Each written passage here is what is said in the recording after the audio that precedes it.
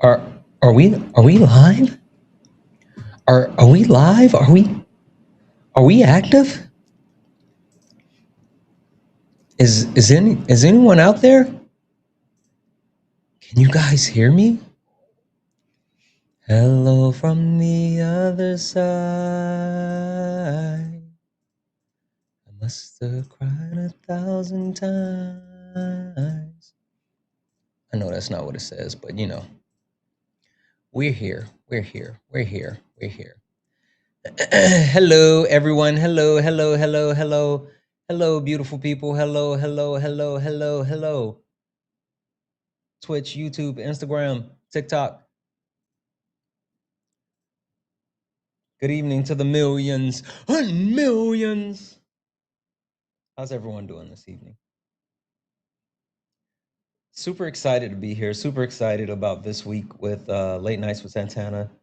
I am over the moon, over the moon about this topic this week. I think this is going to be very, very important and something that I think a lot of people will benefit from with this conversation. It's something that I feel like is necessary, right? I think it's super necessary, and I feel like it's something that a lot of people struggle with this actual topic.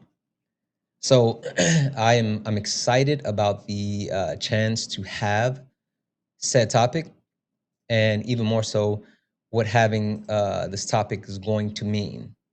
All right, I think this is going to be a wonderful, wonderful, wonderful evening. So as we get ready to get rolling here, we're going to go ahead and get into the conversation. But guys, what I need you guys to do, if you don't mind, tap the screen, share the live, send your daily heart. Me, it's only one coin. It will boost the live and push us out to the FYP, and ensure that we are able to have these conversations. Um, Topic is, do you see color? Do you see color? I think it's a very important topic because a lot of people tend to fall into this pitfall of saying, "No, I don't see color." Um, but I think that it's very it's very it's a nuanced topic as far as like understanding why uh, you saying certain things. How do I say this? You saying certain things can be negatively impacting, and we want to ensure that we're not being negatively impacting. So I think it's a wonderful thing. So if you are interested in actually joining the conversation, go ahead and get in the box. We will start bringing people in just a moment. We'll get some people up here. You do not have to be an quote unquote op. Late nights is not about opposition. It is literally about having the conversation. So if you are interested in joining the conversation, get up here. But in the meantime, in between time, tap the screen, share the live. Let's go ahead and get the likes up to what are we at? We're at 4.2 thousand likes. Let's go ahead and get the likes up to 10,000 likes. And also, like I said, send your daily heart me. It's only one coin. And it wouldn't be late nights. It wouldn't be late nights if we didn't start this thing off right. So let's make sure that we start this thing off right. Yeah, this ain't your regular panel. Nah, we speak the truth. Late nights with Santana and Mama Jones watching. Better keep it clean. Let's go. Late nights, truth in the convo. Everybody get a seat at the table. From the block to the books, we mindful. No screaming, just dreams in the Bible. One mic, one voice, we build bridges from the heart of the hood to the world's big issues. Politics, pay, different cultures. But the real ones listen before they rebuttal. Late nights with Santana. Yeah, Mama Jones watching, so keep it growing.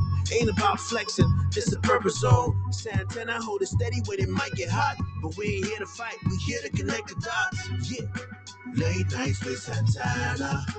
You already know. Late nights with Santana. Late nights, no static. No highlight reel, just the soul's reflection. No shade throwing, just connection.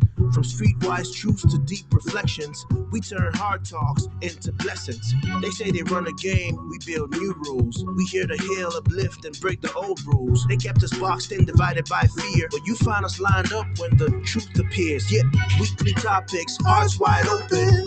No judgment, just motion. Real ones are talking, no cussing. Cause Mama Jones still watching, no fronting. Hey, Late nights with Santana. You already know. Late nights with Santana. Late nights, no static. Yeah, Mama Jones watching, So keep it. grown. Ain't about flexing, It's just a a purpose zone. Santana hold it steady when it might get hot. but we ain't here to fight. We Here here to to connect the dots. Mama Jones watching, So keep it. grown. Ain't about flexing, just a purpose zone. Santana hold it steady when it might get hot, but we ain't here to fight. We here to connect the dots. Weekly topics, Hearts wide open. no judgment, Just motion. real ones are talking, no cussing. Cause Mama Jones still watching, no fronting. Yeah, Late nights with Santana. you already know. Late nights with Santana. Late nights with Santana. You already know. Late nights with Santana. Late nights. Late nights with Santana. You already know. Late nights with Santana. Late nights. Hey, welcome in, guys. Welcome in. This is Late Nights with Santana, and all are welcome. Guys, we are going to get this thing started, but first and foremost, how about a round of applause for yourself? I know that's right. Yes, you beautiful people, because you are the stars of this live. So if you are interested in joining the conversation, get in the box. We are looking to have this conversation. And with this conversation, it's super important for people to understand what this will look like.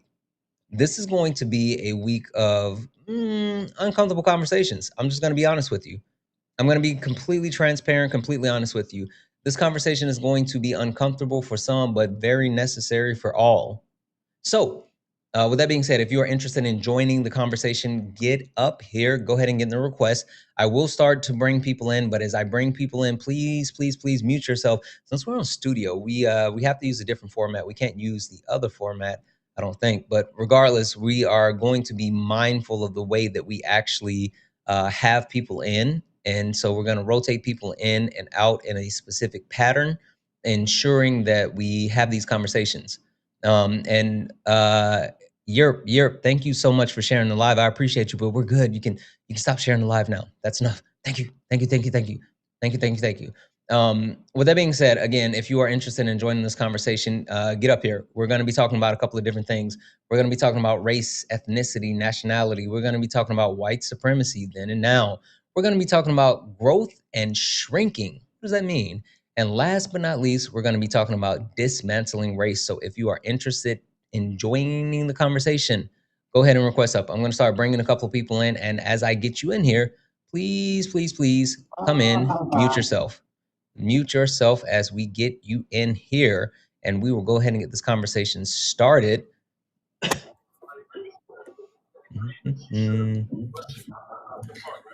Hi, Santana. Hello. We're gonna mute you though. Please, guys, mute yourself as we get in here. Please, mute yourself as we get in. We're gonna go ahead and get started here in just 1 second.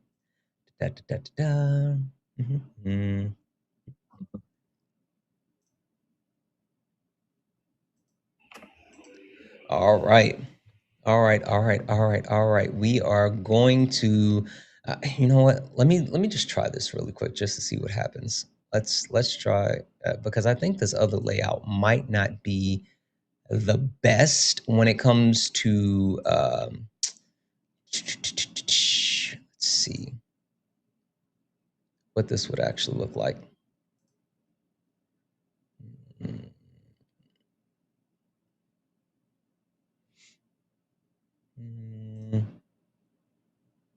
Nope. That ain't it. We're gonna have to do this one. All right. We're gonna have to do this one. All right. That's fine. We'll work through it. We will work through it. With that being said, guys, if you don't mind, keep tapping the screen, share the live. Let's go ahead and get the likes up to 20,000 likes, and we are going to have this conversation again. If you're interested in having the conversation, I'm going to be rotating people in and out, ensuring that we are able to have this conversation. So we're going to go around the horn and we're going to do some quick introductions. And as we do the quick introductions, guys, please, again, keep tapping the screen. I'm going to reset the daily gift goal to these little 1 cent gift goals. If we can continue to knock those out, it'll boost live and it'll push us out to the FYP. We're going to start with Noah. Noah, hi. How are you? What's up, Santana? I'm doing well. How are you doing? Wonderful, wonderful. Noah, can you tell the people what is your race and do you see color? Just a yes or no. Yeah, I'm black. And yeah, we're all one race, right? The human race. Don't play. Um, Don't play in my face, I'm Noah. playing. No, of course, I see color. Yeah, we live in a racialized world, so of course. Okay, perfect, perfect. All right, thank you, Noah. Coming to you next, it is Emmy. Emmy Marie, I think it is. Emmy, how are you? I'm good. Hi, Santana. I unfortunately I have to go because have to go do something. People are calling me down Okay. from my friend's room, Yeah, no but worries. I Well, wanted feel free to come back I if wanted to you. talk. Yeah. Yeah, if you But if I wanted to say you. I'm a big fan of you and Parker and Dean, Okay. and I love what you all do, and I'm trying to do like the same kind of debates and Okay, well, stuff, and this I'm isn't a a debate. and all of that. This is late No, nights, I but I know. appreciate you. But feel free to come Yeah. back, and you're more than welcome to join the panel. Thank you. I'm gonna drop you down. Yes, let's see here. Amy, Amy, how are you? I am good. How are you? Wonderful, wonderful. Amy, what is your race, and do you see color? I am white, Mm-hmm. and yes, I see color. Okay. All right. Perfect. Coming to you changed your name from the TV therapist, the real therapist. Real therapist. How are you? Hey Santana, how you doing? Wonderful, wonderful. What is your race and do you see color? African American, Black woman in America, and I have to see color. I am a licensed counselor, and I have to see color and be culturally competent. Okay, okay, okay. Perfect, perfect. All right, one moment. Angie, how are you?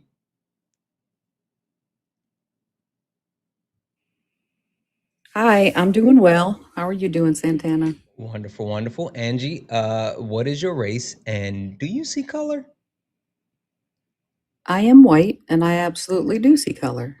Okay. All right. One moment. One moment. Kira, how are you? Hi, Santana. Can you hear me okay? I can, I can. Kira, what is your race and do you see color? I am Black African American, and yes, I see color. Okay. All right. All right. Perfect. Perfect. All right. We're going to go ahead and get this conversation started here. Before we do, just a couple of quick things. And this is a reminder for the people on the panel. Guys, as we have this conversation, please, please, please be mindful to use TikTok friendly language. What does that mean? That means we want to use words like pew pew, unalive, mustache man, C19, all of those things that not only allow us to protect your TikTok, but it protects the live. Also, guys, please remember that this is a safe and friendly community. What does that mean? That means that we don't deal with any of the isms, racism, sexism, classism. We don't do any of the phobias, homophobia, transphobia, none of that. We don't play that on the panel nor in the chat. And speaking of the chat, guys, please, please, please be mindful that caps are for mods. And if you use caps, it will pull my attention away from the panel and down to the chat. And we don't want to do that. We want to be able to have these conversations. All right. With that being said, we're going to get into it. We're going to get into it. And the first place that I want to start is ensuring that we all have an understanding, ensuring that we all have a full understanding of something that is very, very super important. And that thing is understanding the difference between race, ethnicity, and nationality. All right. I think this is something that is lost on a lot of people. It's lost on a lot of people. And I think the reason why it's lost on a lot of people is because people think that everything can be race. They don't understand the difference between nationality. And while I can go into the big difference as far as race, ethnicity, and nationality, I think it would be a little bit easier if we started here. So Noah, I'm gonna come to you first, and I'm gonna lean on you for half a second. Noah, can you give the people an example of what would be a race, what would be an ethnicity, and what would be a nationality? Maybe actually having that visualization of the difference between the three would be a good point to start the conversation. Yeah, absolutely. I could do it for myself. So, like, racially, I would be black. Ethnically, I would be a Black American, and then my nationality would be American because I was born in the United States.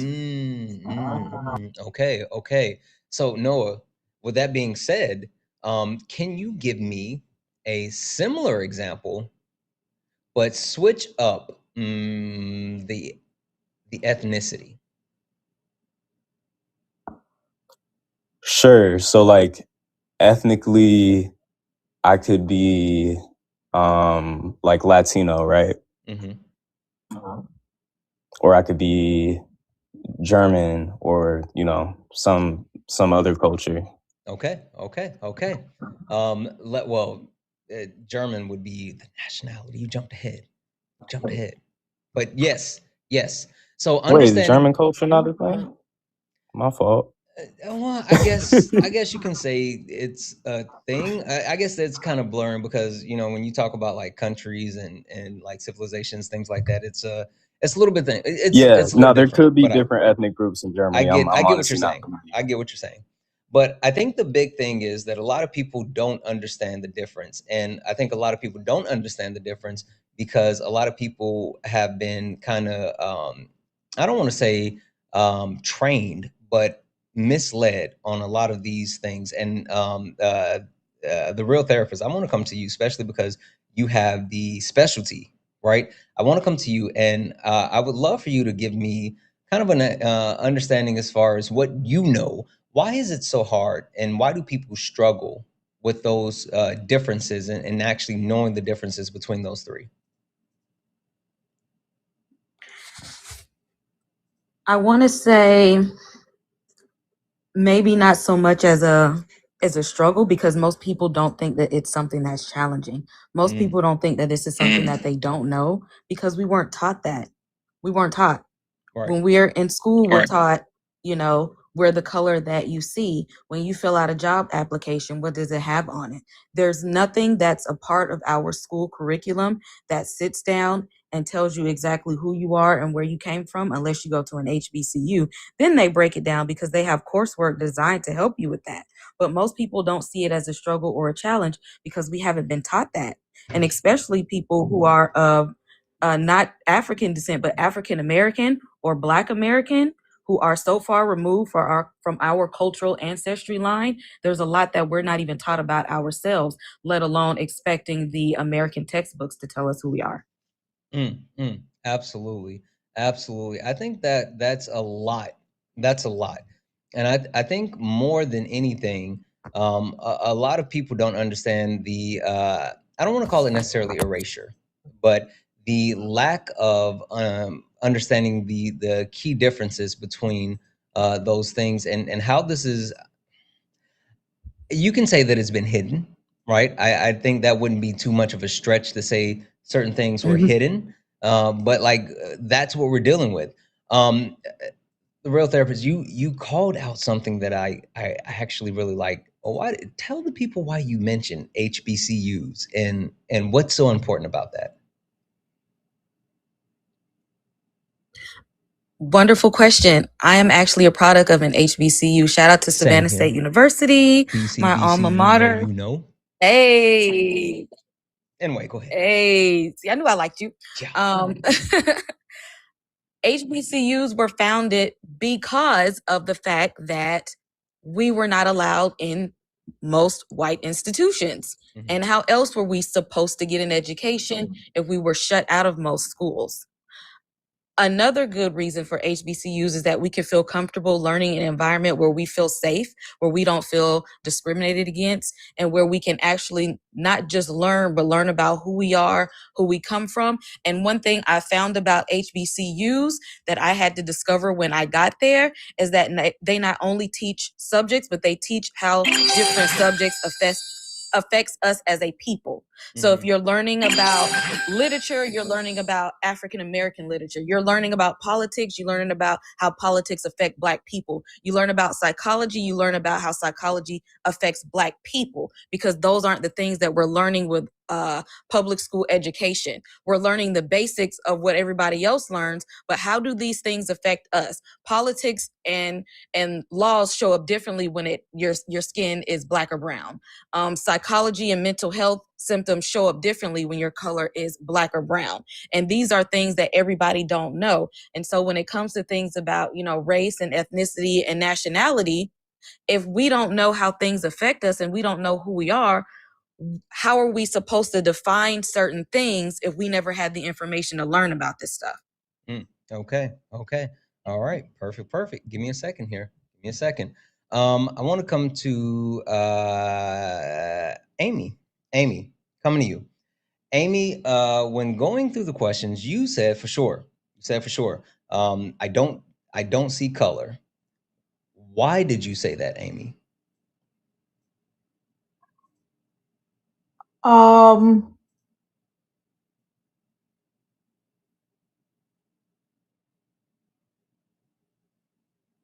I said that because did I It's say I okay just don't to see color? yeah. Or I'm do sorry. you see color? I try not to see color. I mean, I would be lying No, if I just be honest. You're fine. We're just having a conversation. It's I okay. mean, It's okay. but I do see color. I am a white woman, obviously for my profile picture, but my son is Black, well, biracial, obviously, but he presents Black. So I have been on one of your panels before, so I am trying to get better at educating myself on these types of things, and that's kind of why I came up. So I'm just trying to learn more. Yeah, I understand that. I understand. Okay, let's walk through I'm this really just quick. No, you're good. Let's walk through this. So, Amy, help me understand. You said you try not to see color, right? Why?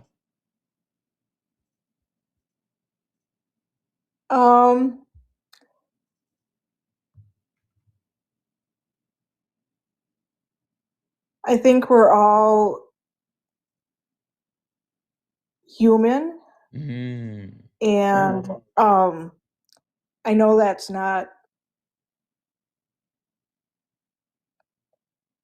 the best answer, but I'm also disabled. Okay. Listen, And what you're saying is something that a lot of people say, and a lot of people share that sentiment. So I completely understand why you're saying that. Okay, give me 2 seconds. I want to come to you, Angie. Angie, remind me because I might have misheard. You said you do or you do not see color. I do. Okay. Why do you say that you do see color? Because it's interesting. And respectfully, I like to see how people are different and embrace it, really. Okay. Would you say that we're all just the human race? I mean, we are, but we're definitely all different. Okay. All right. I Yeah. understand. Perfect. Give me 1 second. Kara, Okay. you said that you do or you don't see race. I said I do. Okay. And why did you say that?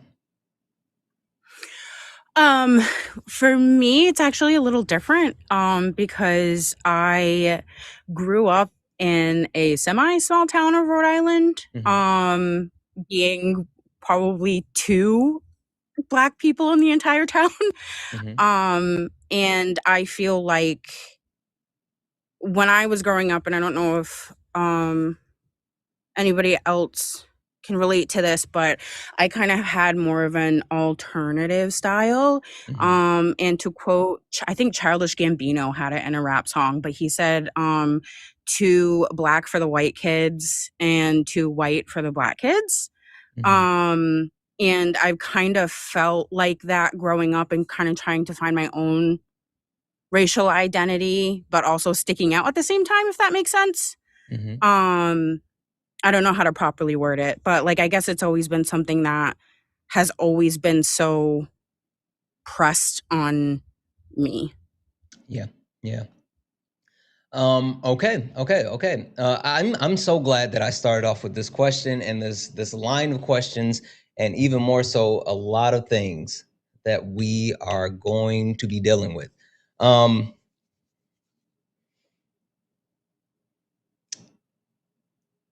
I'm gonna lean back on the real therapist for a second, and then Noah, and I'm gonna have both of you answer this separately, and we're gonna talk through it. So, the real therapist, you said that you do see color. Can you tell us one Absolutely. more time about why you see color, but bring it down for us? You get what I'm saying? Okay. Go ahead. Get Uh, one more time. it's important to see color so that you're culturally competent. If you don't see a person's color, how can you see their history? If you don't see a person's color, how can you see their value? If you don't see a person's color, how can you see their traditions? How can you see where they came from? How can you see their struggles? How can you see what's important to them? How can you see their challenges? How can you see their spirituality? How can you see their morals? How can you see what obstacles they may have in life? If you skip over the very thing that makes them who they are, then you're not truly seeing them as a person. And therefore, when you don't see someone and their value as a person, you can excuse things that happen to them when it's oppressive, when it's harmful. Because if you don't see the essence of who they are, you're blind to the things that hurt them and you're blind to the things that uplift them. Mm, mm. Okay. Yeah, I think that's absolutely it, right? I think understanding that the importance of quote unquote seeing color lies in the understanding that we don't all have the same lived experiences, right? And for us to sit and pretend as if I have the same lived experience as a white man, or I have even the exact same lived experience as a Black woman, I have the same lived experience as an indigenous man, or anything like there's different lived experiences, and for us to say, oh, I don't see color, that negates the reality that everyone has to live in. And it's not an ideal reality, and it's not easy for everyone, and it's not the same for everyone. And so that's You amazing. skip over their history. You skip over their history. You skip over their family structure.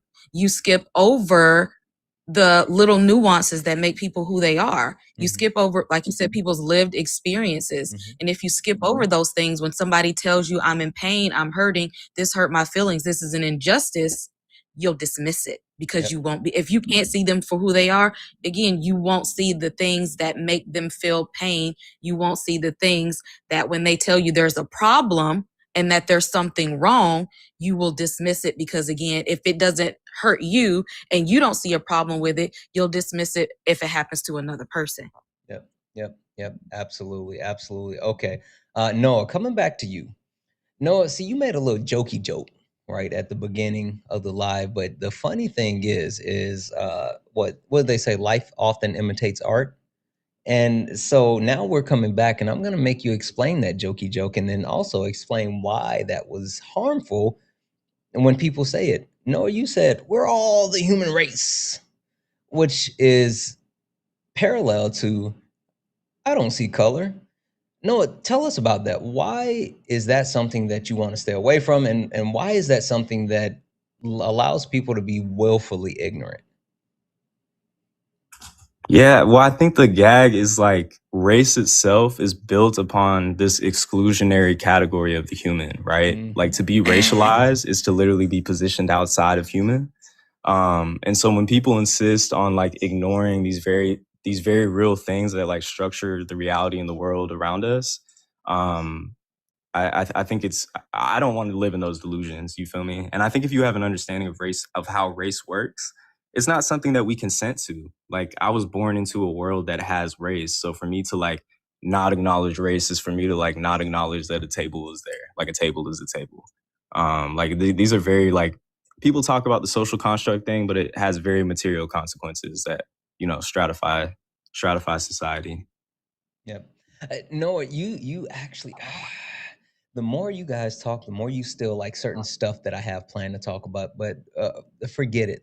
That's fine. Do it. Noah, without going too deep, tell the people how the social construct of race, while being something that's completely fabricated, absolutely altered and shaped our reality that we actually live in.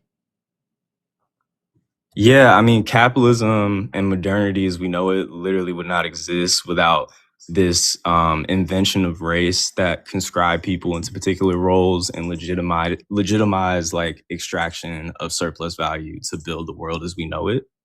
Um, yeah, I mean, race is foundational. I think it's foundational not just to the United States, how things work here internally, but it's also the logic of imperialism. Like when we look at the world and see the places that are the most dispossessed, it's not coincidental that these places also possess like the largest racialized populations, right? Because race is what is used to legitimize the dispossession and expropriation of certain types of people, so that the world can function as it does. Mm, mm. Absolutely, absolutely. All right. So I want to come back to you for a moment, Amy. And so you said that you are someone who tries to not see race, and I know how that can be kind of a difficult question, especially when um, there's a lack of understanding overall what that necessarily means. But also, you said you are someone with a biracial child, right? And I think that's something that's super important to call out, and something super important to understand, like those implications and impacts. So, Amy, I'm going to give you the floor now, and I would just like to know, what are your thoughts as far as like hearing some of the stuff that both real therapists and also Noah just talked about when it comes to like why seeing race, I'm sorry, seeing color is actually important, and also how that would apply to like your child.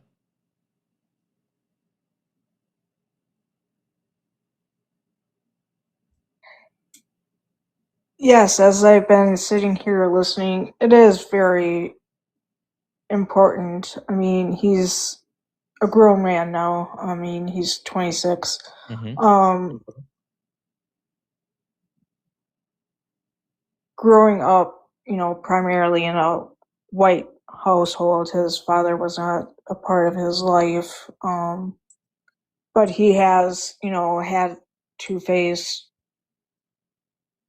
racism, obviously, because he's a black man. Um, he's been called the N word. Um,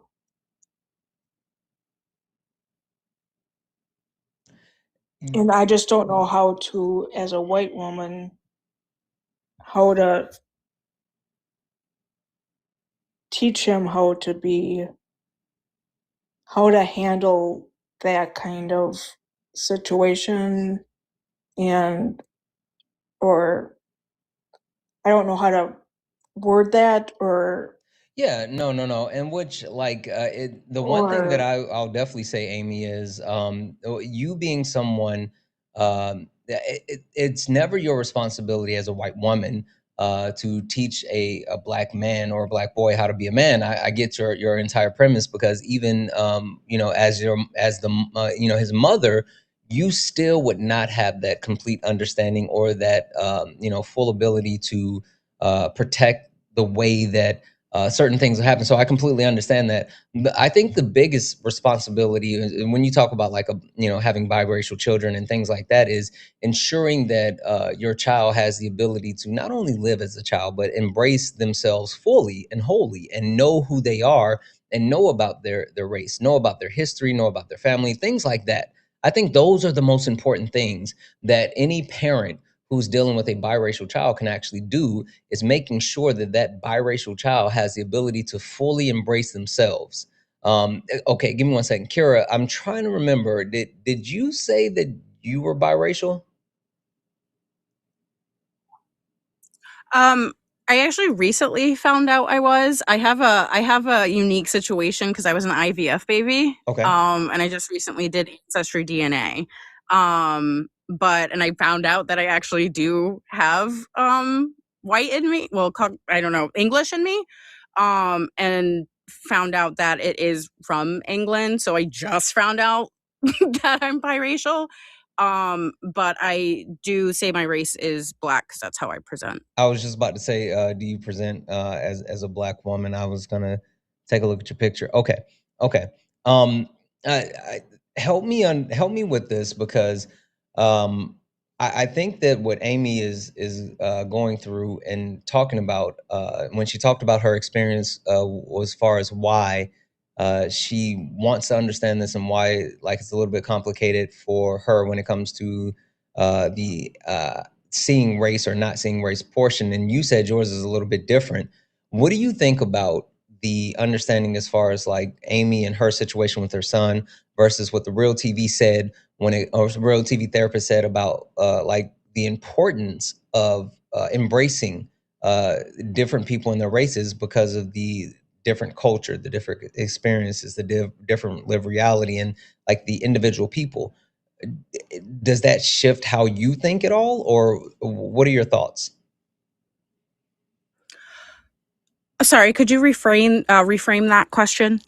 What are your thoughts on the what was said by the Real TV therapist and Amy now? Has it changed at all as far as your perspective is why you see color, or do you still feel the same way? No, I still feel the same way because, like the real therapist said, and how Noah touched on, there's this unfortunate and extreme othering that was implemented by race. And well, not even unfortunately, but because of that, everybody does have their own individual experiences, how they're viewed, how they're treated, and everything like that. And unfortunately, there always will be some type of disconnect. To kind of touch on something, like I have dated white men, and when things have happened, like racially charged events have happened, um it's been hard to seek comfort in that sense, because they'll never, like, as much as they're trying to be there for me as much as possible, there's still that lack of understanding, and in a way, I don't want to say ignorance in a negative way, but there's some things that they speak on that they just won't ever understand. So sometimes it just comes down to listening and acknowledging. Um, to speak on Amy's situation with her son, um, and educating herself on the situations and getting deeper into how race has, again, birthed this othering that we feel and experience, and how different events can have different impact on all of us. Because sometimes you might be ignorant. Like, I guess I know this isn't a debate, but just to touch on the recent happening with, Trump having posted the Obamas depicted as monkeys, there's a lot of dismissiveness that I hear about it. Like, it's just a joke. Oh, you're being too sensitive. And it's like, no, this impacts me in such a way that you will never be able to grasp. And I guess, like, just really teaching yourself about the history and where that comes from, and grasping that. And like I said, just basically listening and taking that in, and trying to understand as much as possible. And I guess going with the sentiment of like, I'll never understand, but I'm here for you and I will hear you. Yeah. I think that's an excellent point, and even more like a segue to something that I wasn't planning on talking about, but let's go there. Let's go there. Let's do it. Let's do it. Um, the premise behind the video, whether it was a slip up or whatever the case may be, right? That was an interesting situation. And Angie, I'm gonna put you on the hot seat. I'm gonna put you on the hot seat. I want you to think about this for a second. I want you to think about this for a second. What were your thoughts on that video being posted? And specifically, why do you think it was posted? Hold that for 2 seconds. I just want to hop in here for a second and say, guys, keep tapping the screen. Keep tapping the screen. 340 people hanging out. Let's go ahead and get the likes up to 100,000 likes. Also, I know for some reason, studio has been acting kind of funky, but I got back to the gift. So I'm trying to remember to reset the daily gift goal to these little 1 cent gift goals. If we can continue to knock those out, it will help boost the live, push us out to the FYP, and keep us getting more people in. And for the people that are in the request, I'm going to be bringing new people in soon. I promise you, I'm trying to get as many people in as possible, and we're going to continue to be able to have this conversation. So just hang tight for me for a moment, but tap the screen, share the live, get the likes up, repost the live. Reposting the live will really, really help. So I would really appreciate it if you guys do that. And last but not least, if you enjoy this late nights, if you enjoy what we do here as a community, if you want to actually help the community, please consider donating. Cash App, PayPal, Venmo, pay links in the link tree in the bio. Santana speaks for you. If you're over on YouTube, you can send a super chat, and I will read that out, but that will absolutely help support what we do here on the live. All right, Angie, coming to you. What are your thoughts about the video that was posted about the Obamas, and even more so, why do you think that was done? It was definitely disrespectful. And there's no fear in this administration of offending people and being disrespectful, especially to minorities. I saw it when Obama was elected, and then when Trump came out, was elected, it just really went rampant. I do think that white people are afraid of being the minority. I actually had a classmate post, well, he's not on my Facebook anymore, but that white women were brown washing America. And we need to hold on to our roots. And I commented and I said, that's very racist. And then he took it down. But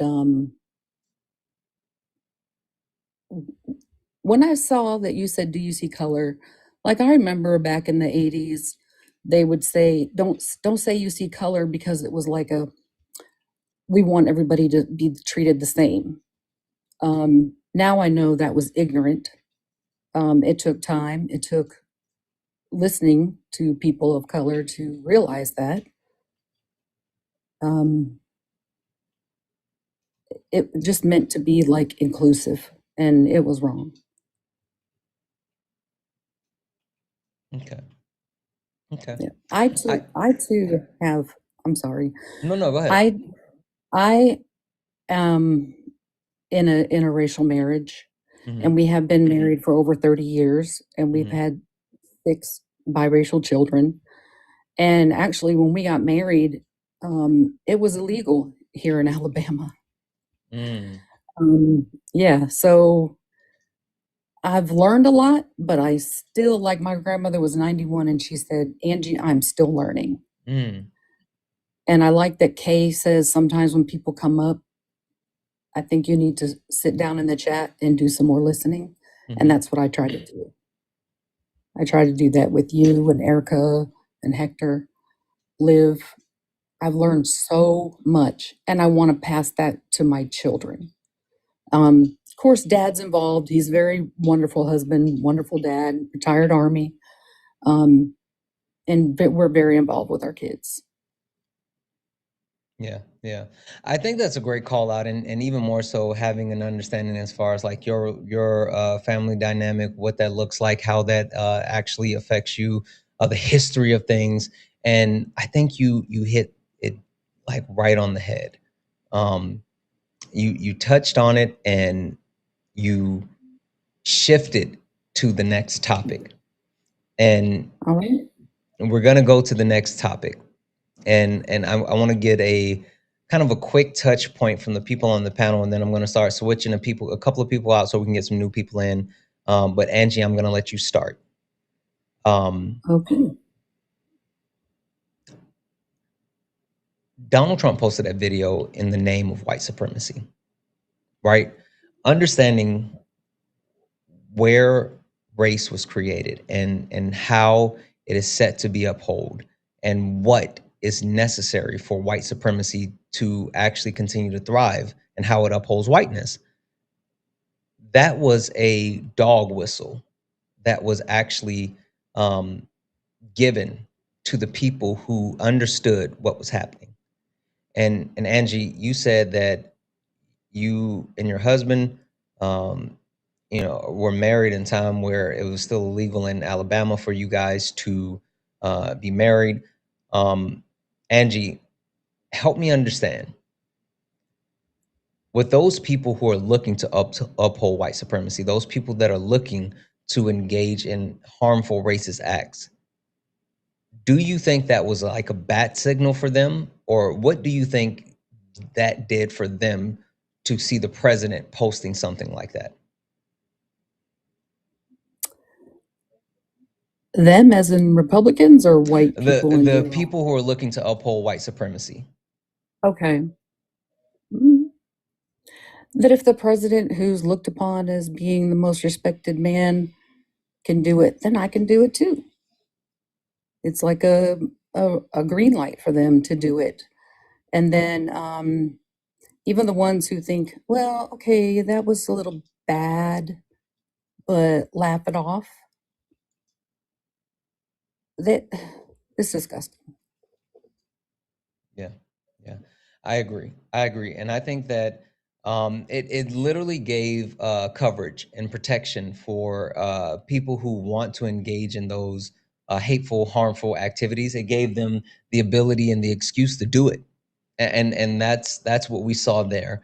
But Angie, thank you so much for coming up. I'm going to swap you out. I really I appreciate appreciate you you. you being up here this evening. Thank you so much, Santana. Thank you. Thank you.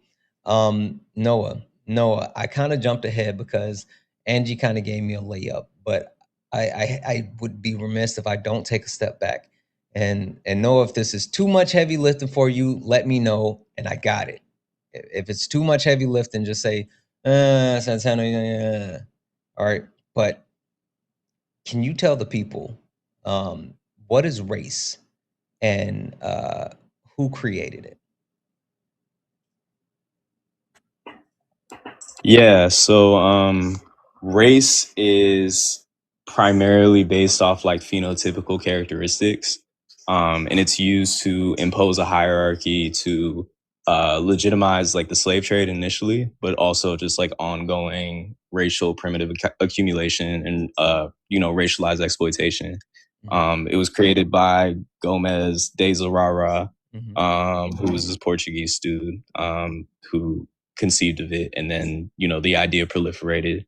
I think you could argue though that there was like proto racism prior to. I wouldn't call it racism. It's definitely a different phenomenon, but I feel like this idea of the body being something that like conscripts you to a certain type of like work or ability is something that you see in like Aristotle.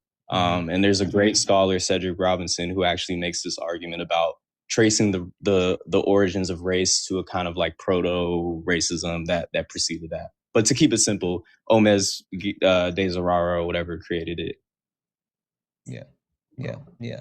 Absolutely, absolutely. Um, Noah, what were your thoughts when you saw that video that Trump posted? Like, what ran through your head? what ran through my head is that like Afro pessimism as a theory is always going to be famous because it pauses to keep to keep it short that like white people and non-black people as well are able to feel human through or like in negation to blackness, right? So white people and non-black people's humanity is defined against black people not possessing humanity, right? And it also reminds me of part of what makes up blackness, because for me, like, I'm a Marxist, I see blackness as one being birthed out of like economic production, right, and exploitation. Like black people constitute like a sub-proletariat, so they're like a hyper exploited part of the working class. But it's not just this exploitation economically, it's also produced and reproduced through discourses that seek to just define blackness as like worthless or animalistic or any of these stereotypes, right, that we have for black people and for blackness. So this is how like this particular race is maintained. So I think it's part of this sort of necessary maintenance of blackness to continue, exploitation that makes the world go around. That's a good one. That's a good one, Noah. Noah, last but not least, and then I'm gonna go ahead and swap you out. What do you say to the people who are giving coverage and saying, "Oh, that was just a joke. That wasn't harmful. Donald Trump didn't mean anything by that. Donald Trump was just he was just he made fun of everybody. Everybody was depicted as animals. Everybody. Oh, did you see Chuck Schumer? He was a hippo. What do you say to that?" I think that's super weird if there are people saying that. Oh, those are the I arguments. I think know if you don't you really do the political debates and all that, but those are that's the Yeah, defense. I don't speak to Trump supporters, so I don't know about that, but that's wild. I mean, given the history of excluding black people from the category of human to like justify our subjugation, I think it's super weird to be joking about. But I also feel like, to me, I wasn't shocked when I saw it. Like, we know he's a white supremacist and a racist. You feel me? Like, this is just this is par for the course. But yeah, I appreciate you having me. Yeah, no, you're always welcome. I really appreciate you, and thank you for coming up. Thank you.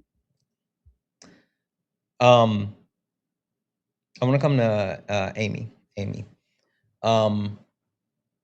Just to get an understanding as far as like your reaction when you saw the president of the United States engaging in something that most people easily and openly and quickly acknowledged as racism.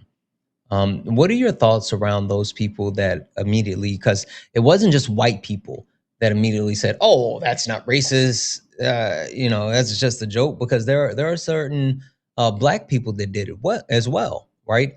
So as a whole, what were your thoughts about the initial reaction of people saying like, "He's just joking"?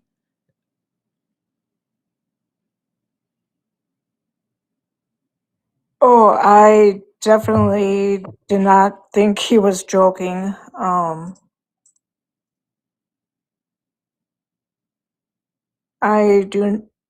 I absolutely despise that man. Um, I think he absolutely believes that is, I don't know how to word it, but I'm not good with my words. I apologize, but Okay.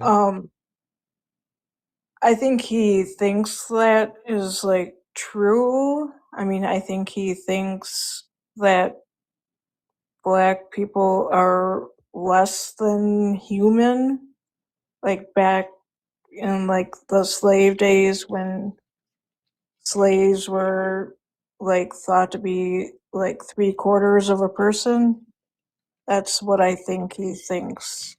Yeah, I talk about this all the time when you talk about Donald Trump. You talk about the fact that he has often like he talked about black jobs, right? And people kept saying, "What is a black job?" And I say this all the time. Donald Trump thinks that black people are still sharecroppers. Like that's what he meant when he said black jobs, because that's the depiction that he has of black people. And so him posting that video is not surprising. It's not shocking. And even more so, it's par for the course because he is someone who wants to uphold white supremacy. So you're spot on. Amy, thank you so much for coming up, hanging out with us. I appreciate you. I'm going to swap you out, okay? Thank you. Thank you. Guys, keep tapping the screen, share the live. Again, I'm trying to make sure we get people in, and so I'm rotating people in and out. So if you are in that request, hold tight for me just a moment. I'm getting more people in, and we are going to continue to move this conversation forward. If you would like to support the live, you can do so. Cash App, PayPal, Venmo, pay links and link tree in the bio. Santana speaks for you. If you're over on YouTube, you can send a super chat. I will read that out. Also, if we can knock out the daily gift post, the little finger hearts. If we could, please, please, please knock out the finger hearts. I want to come to you, Kara. I'm gonna come to you, Kara, because you made an interesting comment, right, about the Childish Gambino line, and basically about fitting in. And it was super interesting to me to hear even Black people try to defend what happened with that video that was posted. And specifically, some people were justifying it because Barack Obama, in the sense that he's biracial, right? And they were trying to give it the veil of coverage of saying, well, even he's not really Black. He's not really Black. What were your thoughts about that, Kara, and the fact that even certain Black people were caping for white supremacy in that situation?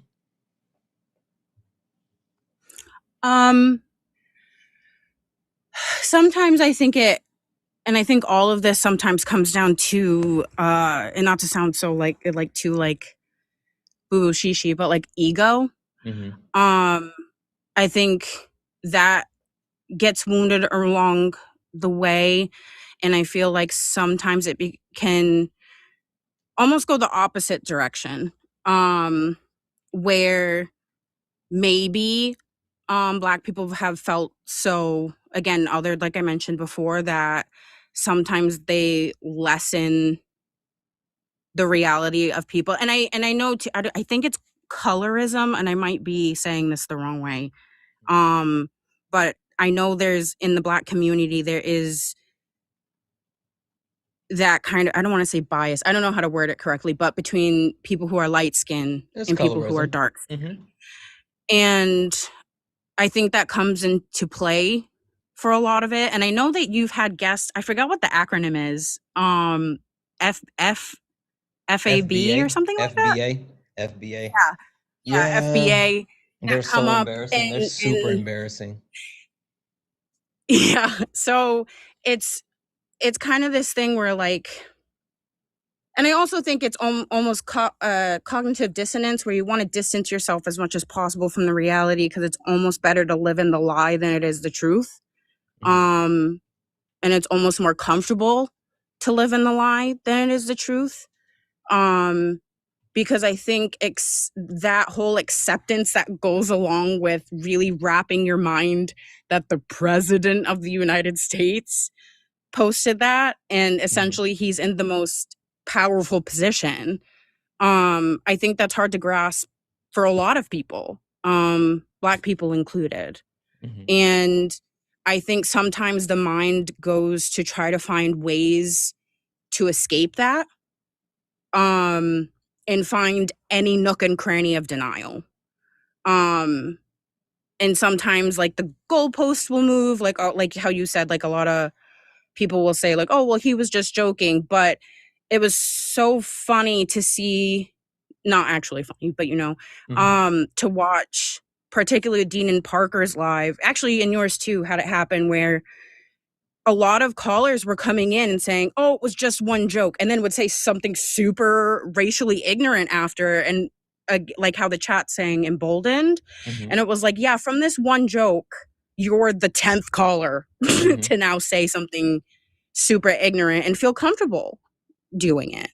And like I said, I think it opens up wounds that some people, might not want to face in the Black community, with like you were touching on, like what Obama was saying, he's like, well, he's biracial, and putting it in a separate box, like, oh, they couldn't have possibly meant it because he's also half of them type thing. So I think it comes down to like an ego and ignorance, a displacement, and again trying to stay more comfortable with denying the reality of what we're actually seeing happen today. Yeah. If that makes sense. Yeah.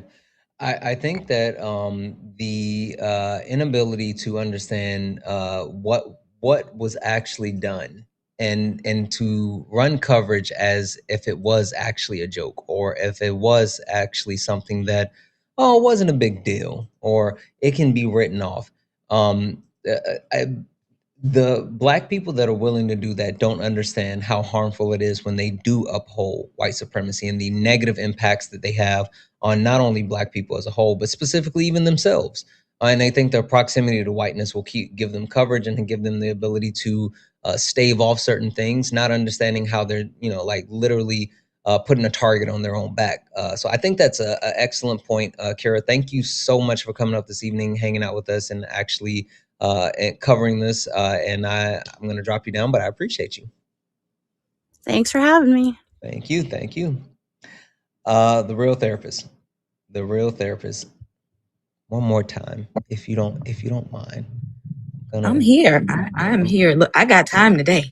Listen, I'm gonna have you carry this one because everyone said like some really good stuff, and I appreciate everything that everyone else said. But break it down for the people. What was that about? Why was that not only dehumanizing, demoralizing, harmful, shameful, but why was that a statement from Donald Trump, his administration, from the people, and what they're trying to do as far as posting that video and that depiction of the Obamas as monkeys? Since this is late night, I'm gonna assume that we can keep it real at this time. Like we gonna keep it for real. But Mama in Jones this watching, hour, so you can't, they got to keep it clean. You can keep it real, we're gonna but you got to keep it clean. clean. We're gonna keep it clean. We're gonna keep it clean with the language, but we're gonna keep it real to let people know what's really going on. We're not sugarcoating the truth. Got to keep it we can't sugarcoat the truth. They're saying the quiet part out loud. They're saying the quiet part out loud, and what they're saying is mask off. Okay.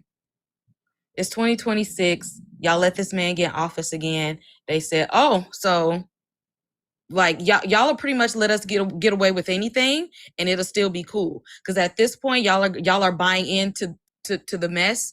Y'all are okay with us being this, because like the one that guest was saying, since they have this fear now that they're going to be the minority, it's like, oh, we have to take a stance and take this so-called quote unquote power back. We're going to say the quiet part out loud, and we don't have to wear a mask to say it anymore. We don't have to put on a mask. We ain't got to put on a sheet. We ain't got to do that no more. Let's just go ahead and say how we feel. And they know that their followers will take up with their foolishness, because they'll sit there and gaslight people in their face and dismiss it when people know it's blatant in what they're saying. Well, that's not, it was a mistake. Oh, it's not. They did it on purpose, because there's no way with the tight security that they have at that level of leadership and in office that there can be slips and mistakes and mishaps. Everything is blatant. Everything is calculated. And everything was purposeful. It was to send a message that we can do this, and that what are you all going to do about it? And it's also to say, I hope y'all didn't think times have changed, because it's not the first time Black people were referred to as primates. And they're letting you know it won't be the last, because this has been happening. And so it's just like, why be shocked now? Let's do what we've been doing. And when somebody tries to step to us, we'll go ahead and gaslight you, because then the gaslighting, and especially from our own people, our own Black people who's buying into the gaslighting, well, that's what happens when you don't know what race is. That's what happens when you don't know what racism is. That's what happens when you don't have knowledge of yourself. That's what happens when you don't have knowledge of history. Because if you knew your history and you had knowledge of self, you would know that in itself goes way back before any of us on this live was born, that is a statement that reduces us to less than humanity. And they're just saying we can say that now because who's going to do anything? And the people that know what it is, they're doing it to infuriate the right ones. You see what I'm saying? It was calculated. They want the right ones who know exactly what they're doing to get mad and get furious for a reason. Because when the right ones get upset at this blatant racism, they have a plan for that too. Like they're waiting for an uprising to happen because they plan for it, because everything they're doing is a calculated move.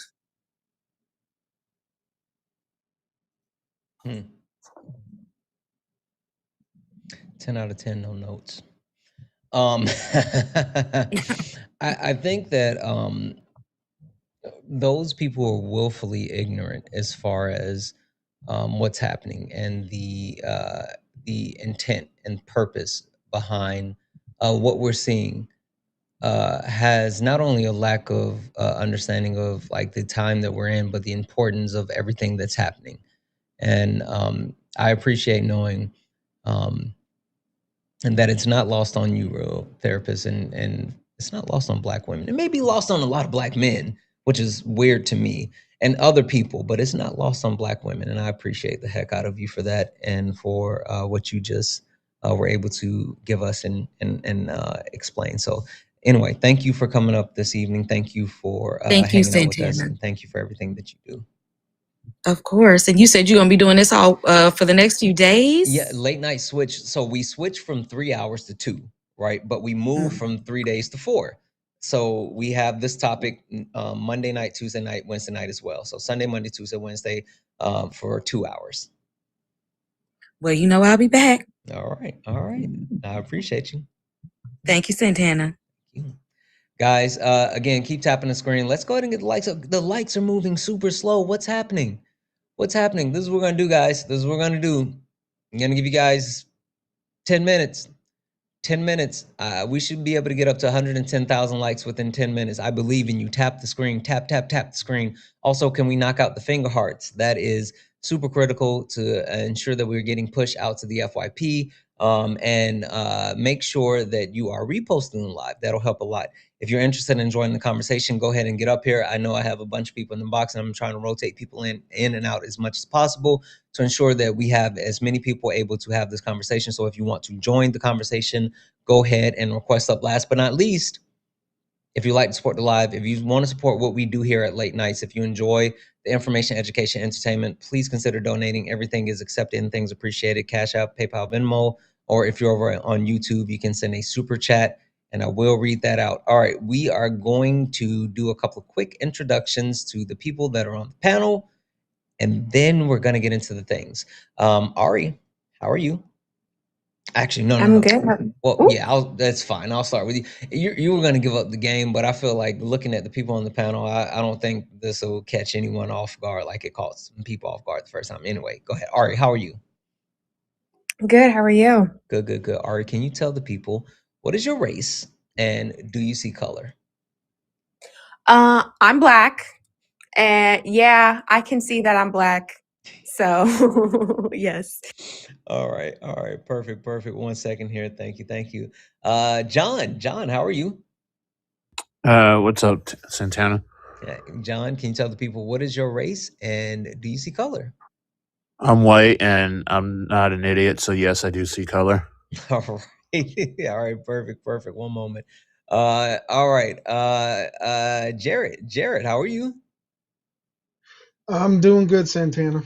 Good. Jared, can you tell the people what is your race and do you see color? As far as I know, I'm white. My clapping and dancing give it away. I do not see color. No, yes, I see color.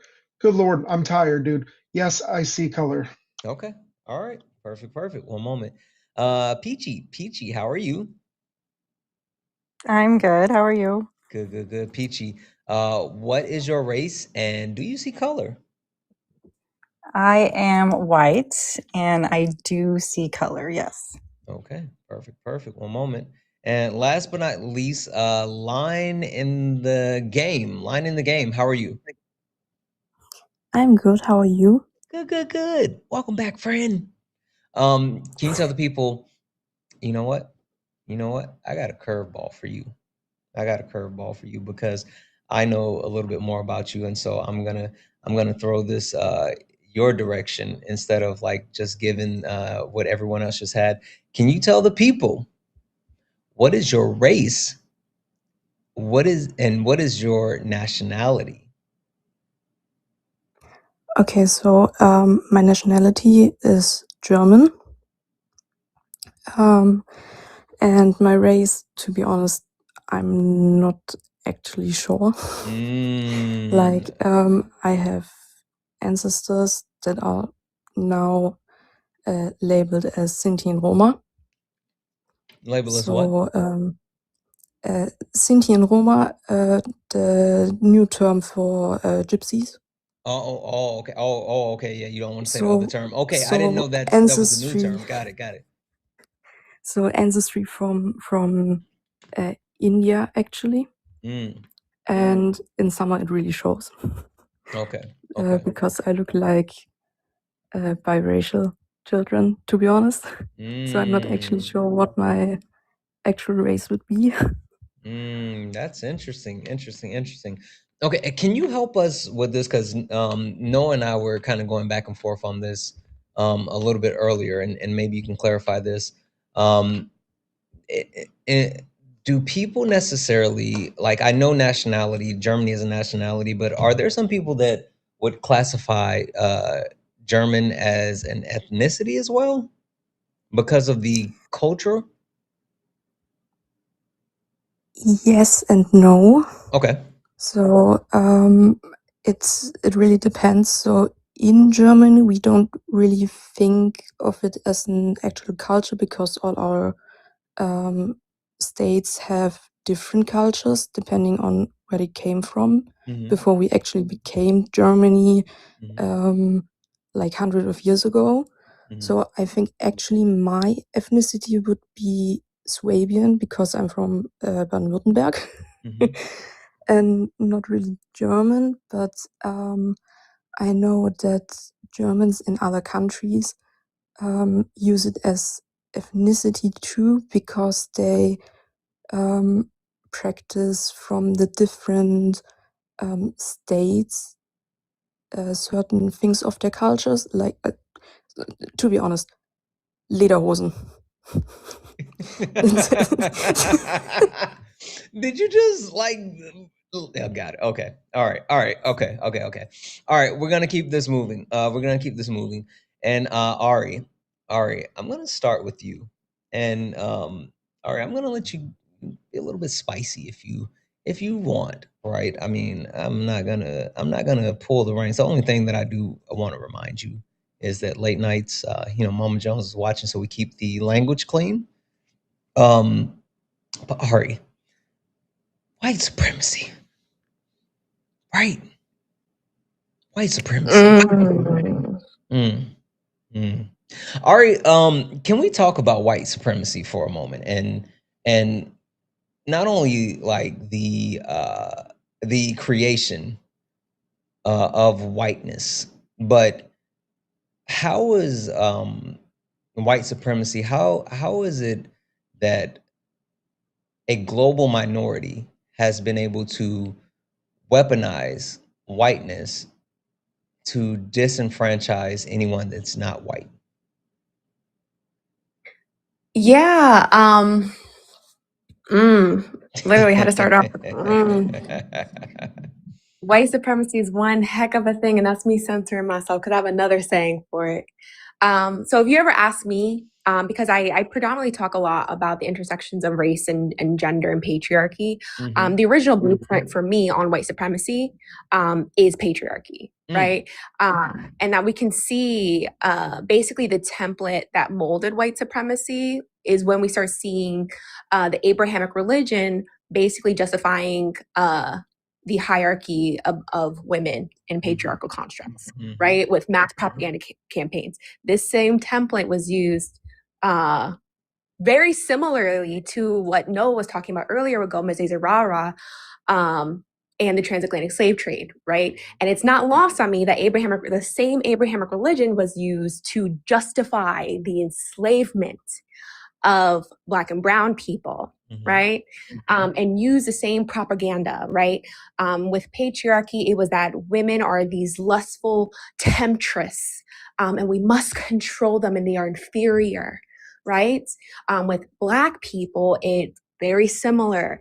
These lustful deviants that need the salvation of God, right? And as we see it, like we know Swan comes up here regularly. She has a very, very, very, very true topic of white men can't survive without white supremacy, and it's so true. And here's why. Right, we see with the justification of transatlantic slave trade that white people at that time were unaliving. They were unaliving from the Black Plague, from ailments, and other things like that, to the point where they brought those ailments to the indigenous people of Turtle Island and unalived them with their ailments using biological warfare, right? And we see the same perpetuation to this day, right? Where basically white men are, sorry to break it to y'all boys, actually I don't care. Santana said I could be spicy. Y'all are less than mediocre. Right? And we can see this. But the only way that they are allowed to hold on to that mediocrity, we see that through the Cheeto Dorito in chief president, right? The grapist in chief, right? That they are allowed to hold this mediocrity and then hold high places, right? Where you see Black and brown people, that's excellence right there, right? They are achieving. They had to do twice, 3 times, 4 times the work to get to the places where they are, where white people are allowed mediocrity. And that's how that is maintained. And white people fight every day to maintain that. This is why we see where every time Black people make strides, right? Tulsa, that we see Black inventions be overwritten and put white titles on it, right? And white people taking credit for Black excellence, right? That this all constantly has to be taken, and credit has to be taken from Black people, right? Because we can't allow that, right? And if you ever ask me, right, that white people, y'all not even the predominant race in this country, right? Because if you actually look into it, that the census and how race is dictated or collected within the country can be shifted and geared by the governors themselves, right? So if I tell everyone who's taking data and statistics in my cabinet, right, that we are going to count this group as whites, right? So I'm going to count. Sorry, don't take my next topic. Well, Sorry. Look at the next thing right after white supremacy, then and now. Growing and shrinking. Yeah, sorry, my bad. Anyway, go ahead. You got it. You already there. But that's that's absolutely on my list to talk about. Go ahead. You got it though. Bottom line is they're conflating their numbers. They are absolutely conflating their numbers because they are scared of what is going on with the white replacement theory, right? They are afraid of that. They are terrified of that. They are terrified of not being the majority group. Shocker to y'all actually aren't, right? That's only how you conflate the numbers. And this is why white men panic so much. This is why we see the overturning of Roe v. Wade. They don't care about Black women unaliving from babies. They just want to force white women to have white babies, right? And it's the maintenance and maintaining of whiteness. That's why you see so many white men crash out of, I need to keep my race and keep it pure, this Aryan race. Yeah, it all aligns with each other. The maintenance of whiteness, and Swan running that topic cannot be truer. I just wanna read this one line out from my notes. And this is one line that I have under growth and shrinking. Talk about the white replacement theory and why immigrants are being rejected. The idea of immigration is being rejected by people who want to preserve the country's culture. So thank you for stealing my thunder, Ari. I shouldn't have done it. No. Good job. I couldn't agree more. And like literally everything that I was hoping for and so much more. And I love the fact that you looked at it through a patriarchal lens. And I like the actual, it's so funny that people don't understand like the connections between racism, capitalism, between the patriarchal system, between like all of these other harmful measures that persist in our society today, and how they're all connected and how they're all weaponized and utilized. And I think that's absolutely amazing. And you hit it right on the head. Thank you, thank you, thank you, Ari. Before I come to John, I want to say W's in chat for Crystal. Crystal sent a $5 donation, said, thank you so much for the truth and education that you're bringing tonight. Crystal, you are absolutely awesome. And you are not only more than welcome. Thank you for being here. Also, W's in the chat for, I think this is Ses Ramen. Ses Ramen 1120 for the $2.99 super chat. And would send a sticker, said, my hero. Thank you so much for that $2.99 super chat. You are absolutely awesome. Guys, W's in the chat. If anyone else likes to support the live, if you enjoy what we do here over on Late Nights, please consider donating. Cash App, PayPal, Venmo, pay links and Linktree in the bio. Santana speaks for you. Everything is accepted. Anything's appreciated. If you're on YouTube, you can send a super chat and I will read that out. And also welcome in Sean Raid. Welcome in Sean Raid. I hope you guys had a really good stream with gaming, and welcome in, welcome in. All right, John, I want to come to you. I'm gonna kind of. The only reason I'm gonna throw this to you is because I know you've been with us for a while, so I know you know a little bit, John. John, what happens when white people try to step in between white supremacy and upholding white supremacy by disenfranchising Black and brown people? They not only harm those minority groups, but they also harm themselves as well. Racism not only harms Black people and other races, but it also harms white people trying to uphold the supremacy. How so, John? How does white people being racist hurt white people, John? Because it's crap. It's you got it. Come on, I wouldn't give it to you if I didn't think you didn't. It's because it's harming others. So when they're harming others, they're not only creating more animosity towards white people, they're also holding back people that could. White people wouldn't be where they were at without the working on the backs of Black people, essentially. Yeah, but there's something super specific. John, I know you've been around a long. What's my brain fart? Think about my favorite LBJ quote. True. Oh, the brain fart. I'm sorry. Don't worry about it, John. Tired. Brain fart. I got you. 1 second here. I got you. I'm gonna put it on the screen.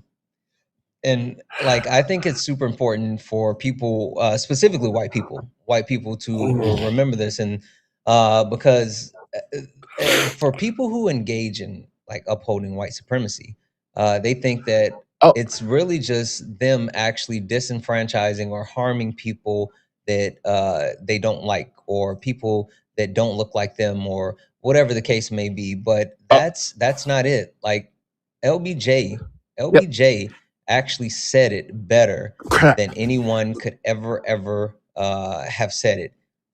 And that is literally. Sorry. No. You're good. I got it. And also, sorry. Let me put this on the screen for YouTube's as well. LBJ said this, and it's something that needs to be remembered when it comes to why this is harmful, right? Why this is harmful. And let me do this.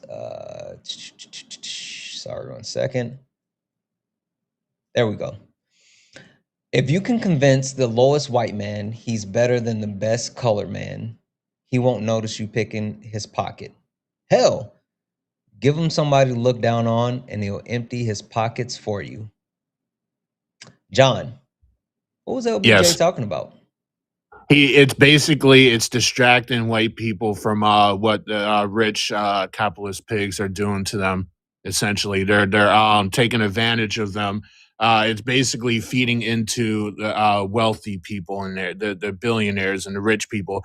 They're feeding into the classism and capitalism by distracting them, by giving them someone to look down on. And that came to my mind as you were bringing up the quote. I So, know like it I was. said, That's why I brain was fart. trying to. It I was like, jogged my nah, memory. nah, I'm here. I Yeah. got it. This is mine.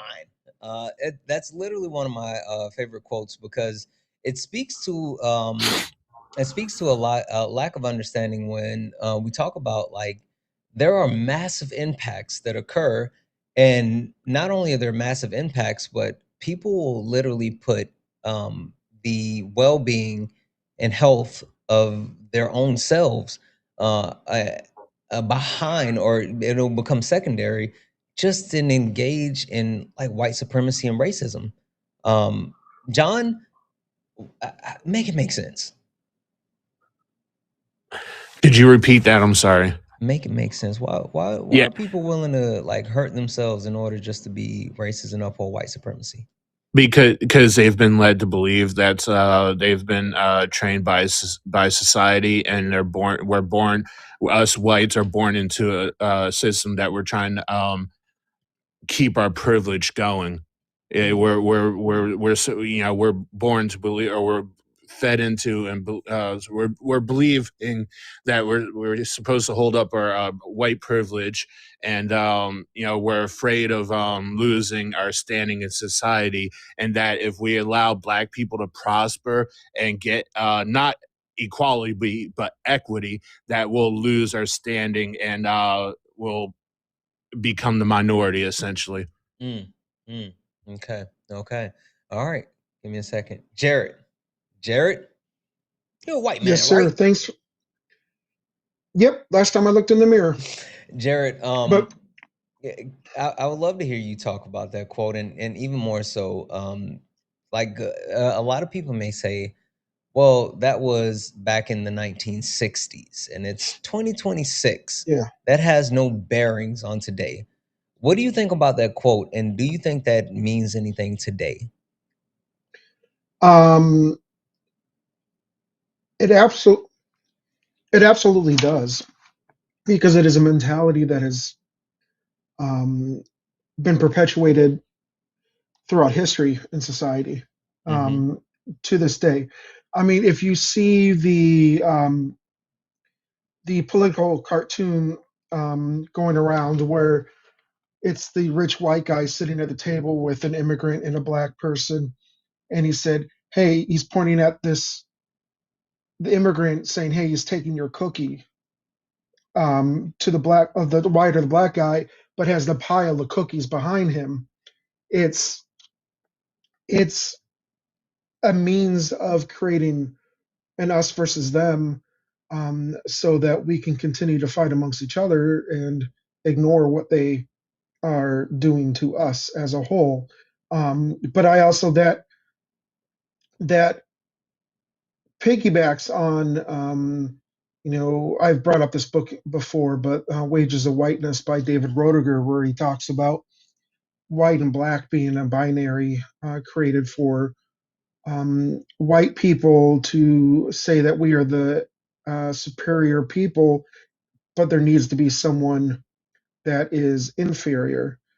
And at that time, in the early 20th century, the Irish were considered the lowest quote unquote race. Mm. And that is what pulled in the Irish to perform minstrel shows, so that, okay, we are no longer the lowest on the totem pole. Oh, So you it's want to say that? always, You want to say that phrase? oh shoot, you're right, Yeah, the yeah. We want to lowest stay away from the that one. lowest rank. I forgot.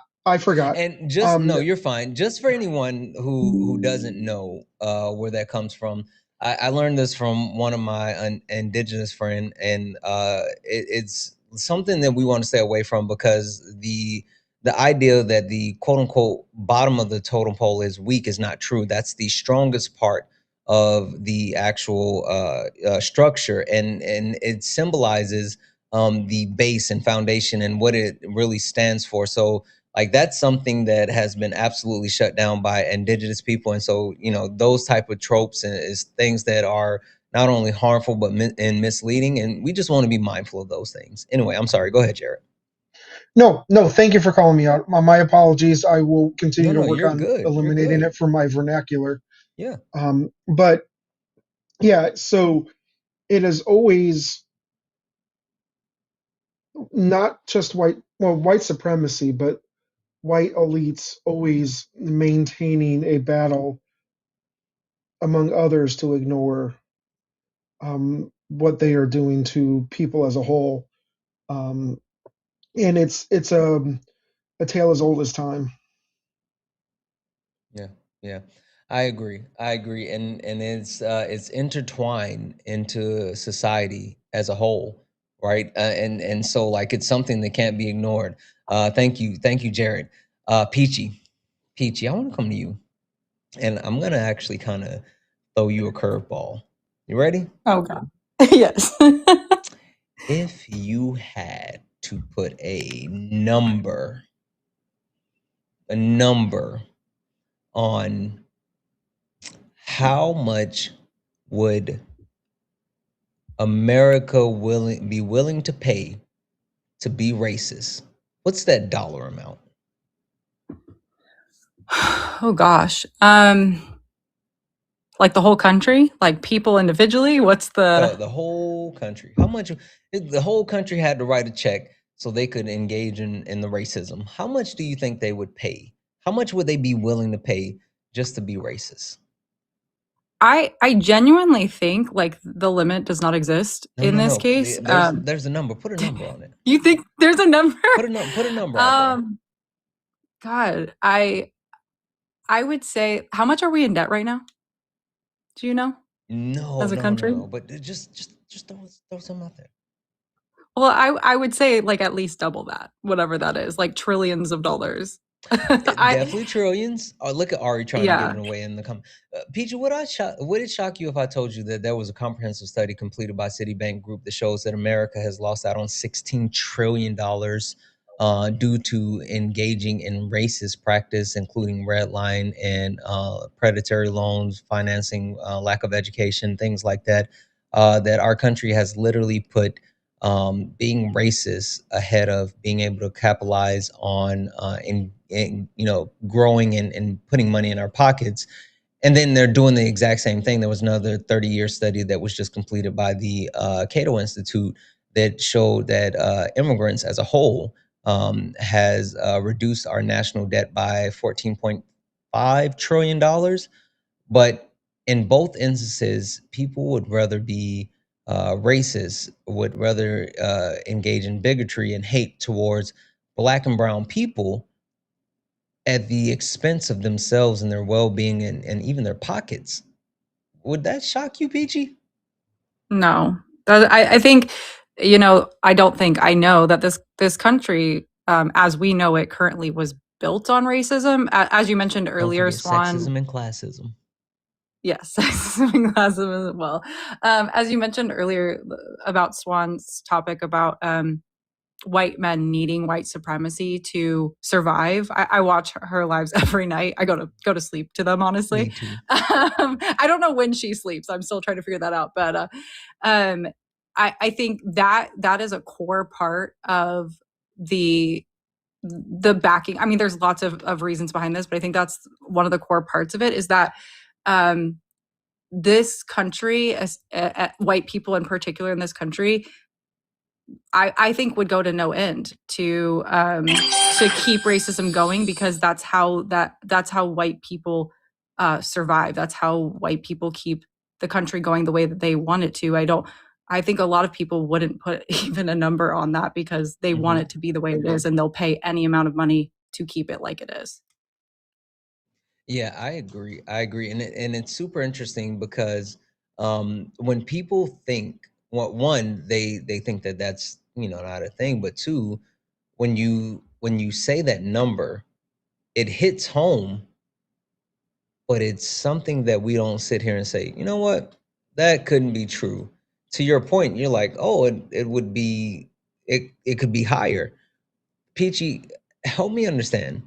Um, why is upholding white supremacy so important to not only white people, right? Certain white people, but like anyone who engages in that practice, because we know for a fact that, like, I say this all the time, there's black people who love parroting white supremacy talking points. Hell, excuse my language, but Joel Patrick loves running around talking about black incarceration rate 1350. But like, there's so many people who want to uphold white supremacy, and like it's a desperate need at the detriment of them, no matter who they are. Yeah, I would say it's multifaceted like everything is, but I would say a lot of it is I would attribute to like what I would call brainwashing. I would say, you know, part of what happens in this country is that we intentionally keep our population uneducated, and we rewrite history in white people's favor. And so people learn from the moment they're born uh, things that are untrue as though they are fact, and part of a large part of that has to do with white supremacist ideals, to the point where people believe that these things, you know, like the Joel Patrick stuff, the 1350, all those things are correct because they've been taught those, just like they've been taught that the sky is blue and the grass is green. And I think there's a major amount of fear instilled in people that if white supremacy is overtaken, that they will lose massively. And there is this expectation put on people of color, women, other minorities to have proximity to whiteness in order to succeed, which is why they're so willing, obviously, to uphold it, because they view that as the path to success and the American dream.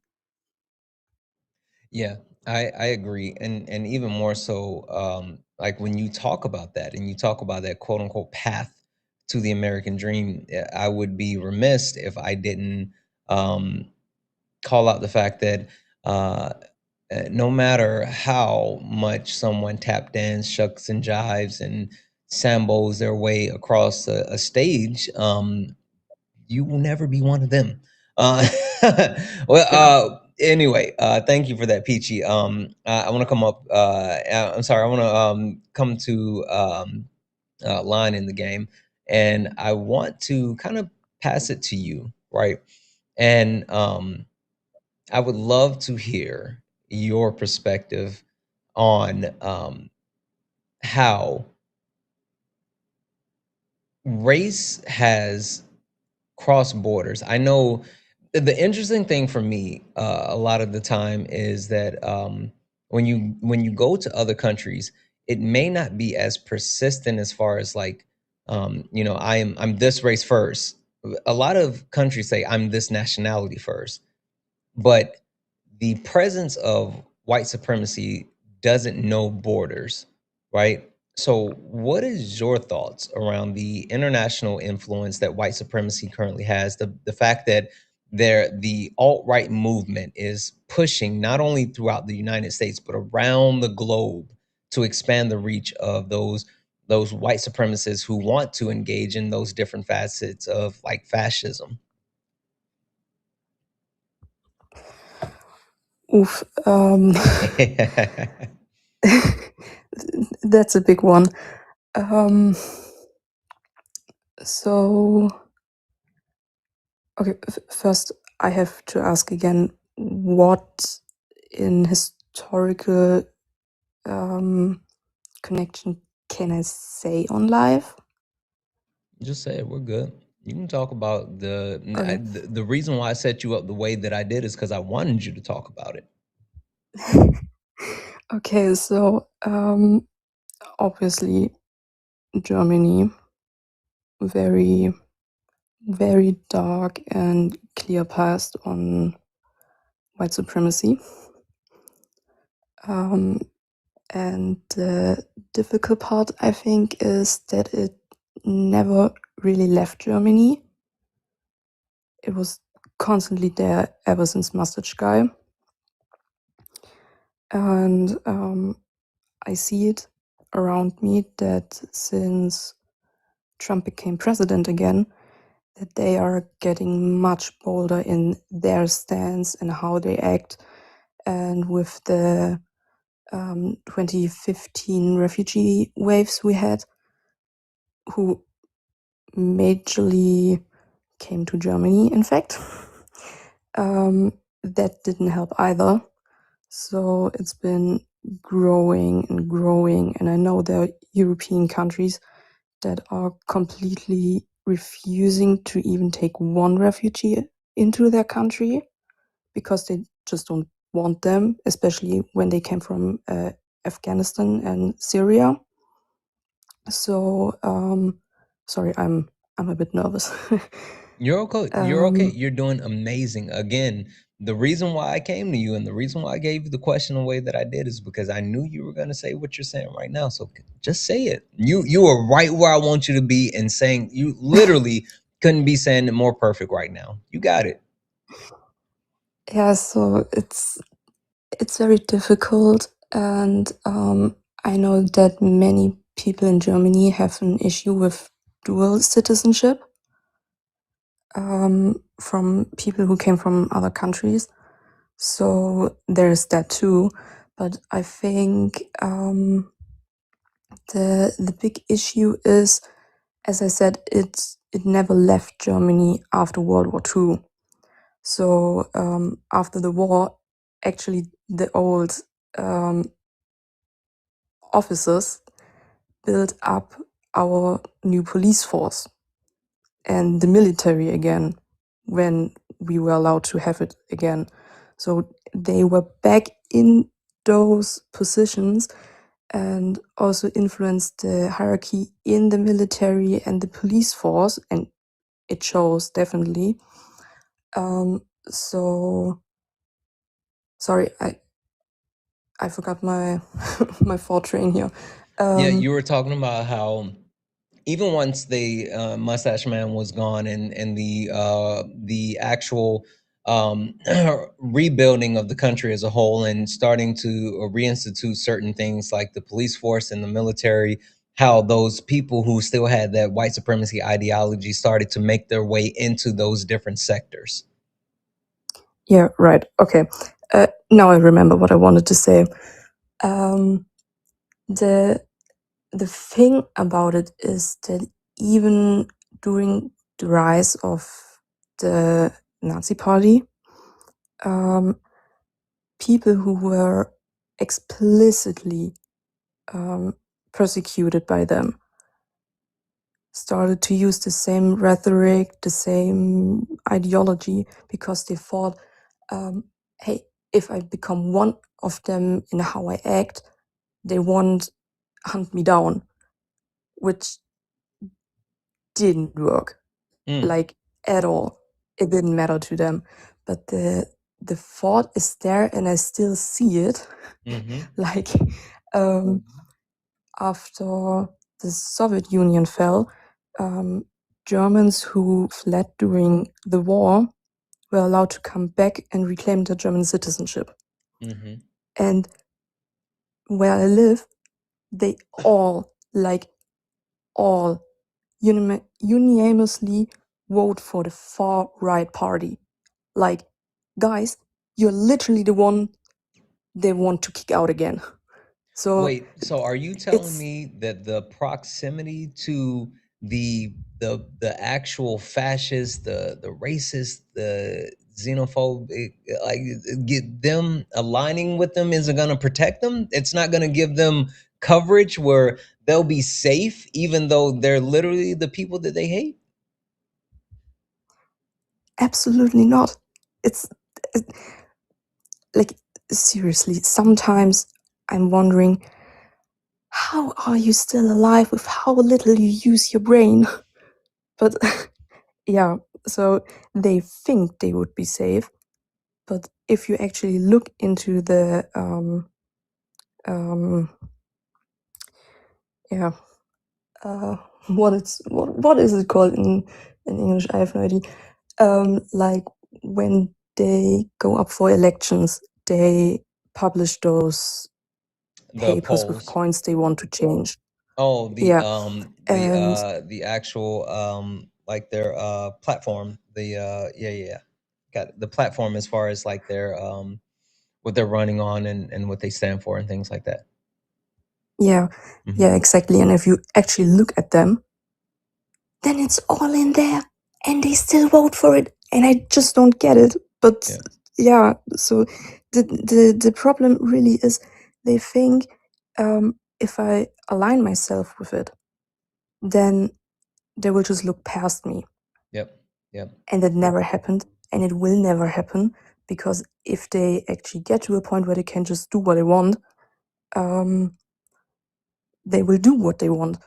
And I just found a song, I think yesterday, where it literally says, it's all going to be okay until the enemy starts to look like you. And they don't get that. Right now, they might not be the enemy because they still need their votes. But once they have the power to just do what they want and will start doing it, they don't need them anymore, and they will become the enemy. Yeah. And that's always that always was the point, and I think it always will be the point, especially with supremacy of any kind. Yeah, no. It's funny, and one thing that I actually do, the thing that I love that about being on studio now is that I get to do this. I get to do this. I shared one of my favorite quotes from LBJ earlier, right? But now this is the perfect time to share one of my favorite poems, right? I absolutely, one second here. Where'd it go? I just had it. Sorry. It's something that I think that a lot of people uh, may have heard me say like time and time before. And I think that it's something that, sorry. I'm going to put this on the screen. Here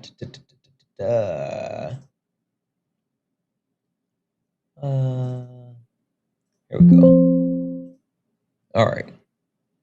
It's one of my favorite poems, and I need to put it on both screens, but it's something that a lot of people take for granted, and a lot of people pretend as if they don't know and they don't understand what that means. Why is it not coming up? Sorry. Darn it. One second. Here we go. It's not letting me pull this up this way. Okay. Sorry. We're going to get this up here.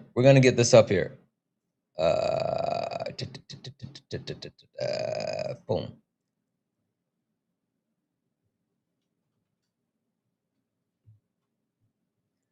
Okay, so this should let me open it up now.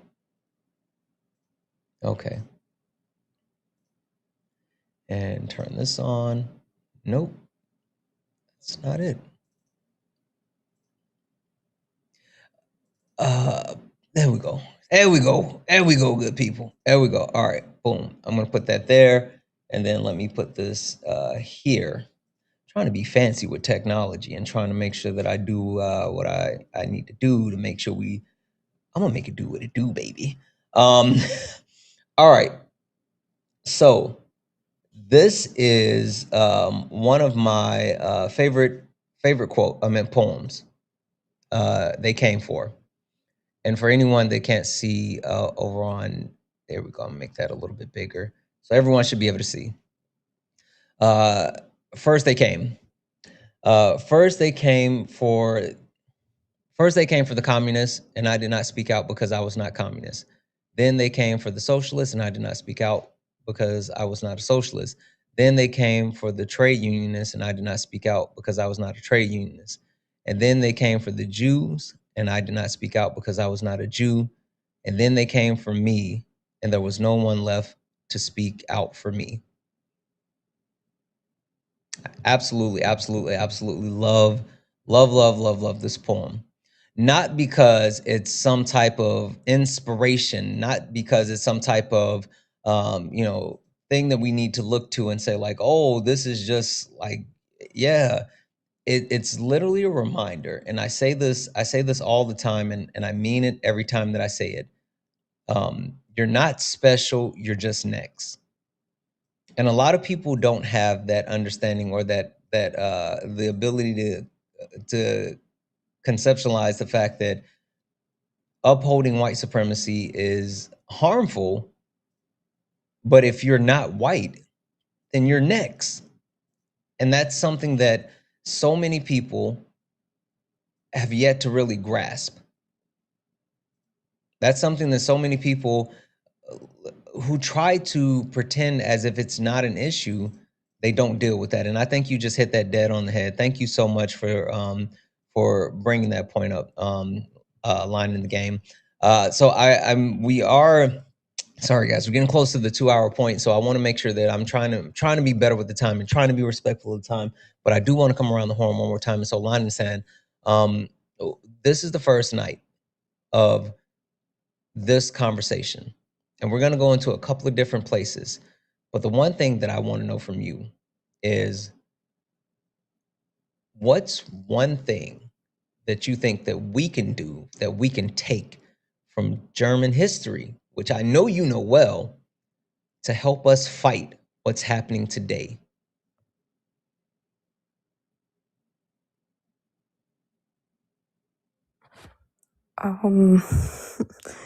I think just remembering what happened, how quickly it escalated. Starting, sorry, I'm a bit sidetracking, but starting with the fact that, in fact, Mustache Guy only needed 52 days to go from republic with elections to full-on dictatorship, the fastest legal takeover in history. And to just remember how quickly it escalated, how widespread it was. Like, literally everyone was basically in it, be it from force or because they actually believed it. And just remembering that we are now living in a time where we have such huge perks over those back then because we have the internet. We can literally access any archives in the world we want. And we can even have them translated for us with a simple click. So just putting in the effort to look into it and understand just how it happened and what it actually does psychologically to us. When we hear, oh yeah, but it's their fault and they are the enemy because of them everything is bad, and remembering that it's always easier to just blame others than actually putting in the effort to research it and really think about it, and asking ourselves, does it actually make sense what they are telling me, or is it just easier to accept it? So just remembering that we have resources like basically no other generations before us, and to use them like they're intended to be used. Yeah.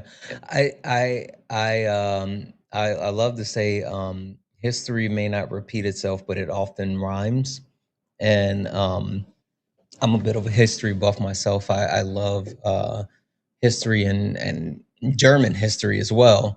And it's frightening to see the parallels and hear the alarm bells going out off, and then the people who have firsthand, secondhand, thirdhand knowledge of what happened and how it's happening, and them literally telling us, hey, you guys need to pay attention. And then we're just like, nah, let's try this a little bit more. I think that's it's alarming, it's disheartening, and it's frightening in a lot of instances. But thank you so much for coming up and being able to be a voice that I don't have, and sharing a perspective that I felt like everyone needed to hear. Thank you so much for that. I really appreciate you. And again, welcome to And our thank you community. for having me. I meant to. Did I reply to your message? I thought I did, but if I didn't, I'm gonna make sure I did. But I saw your message, and I hope I replied to it. I get like a million of them. But welcome to our community. I'm gonna drop you down. Peachy, I'm gonna come to you.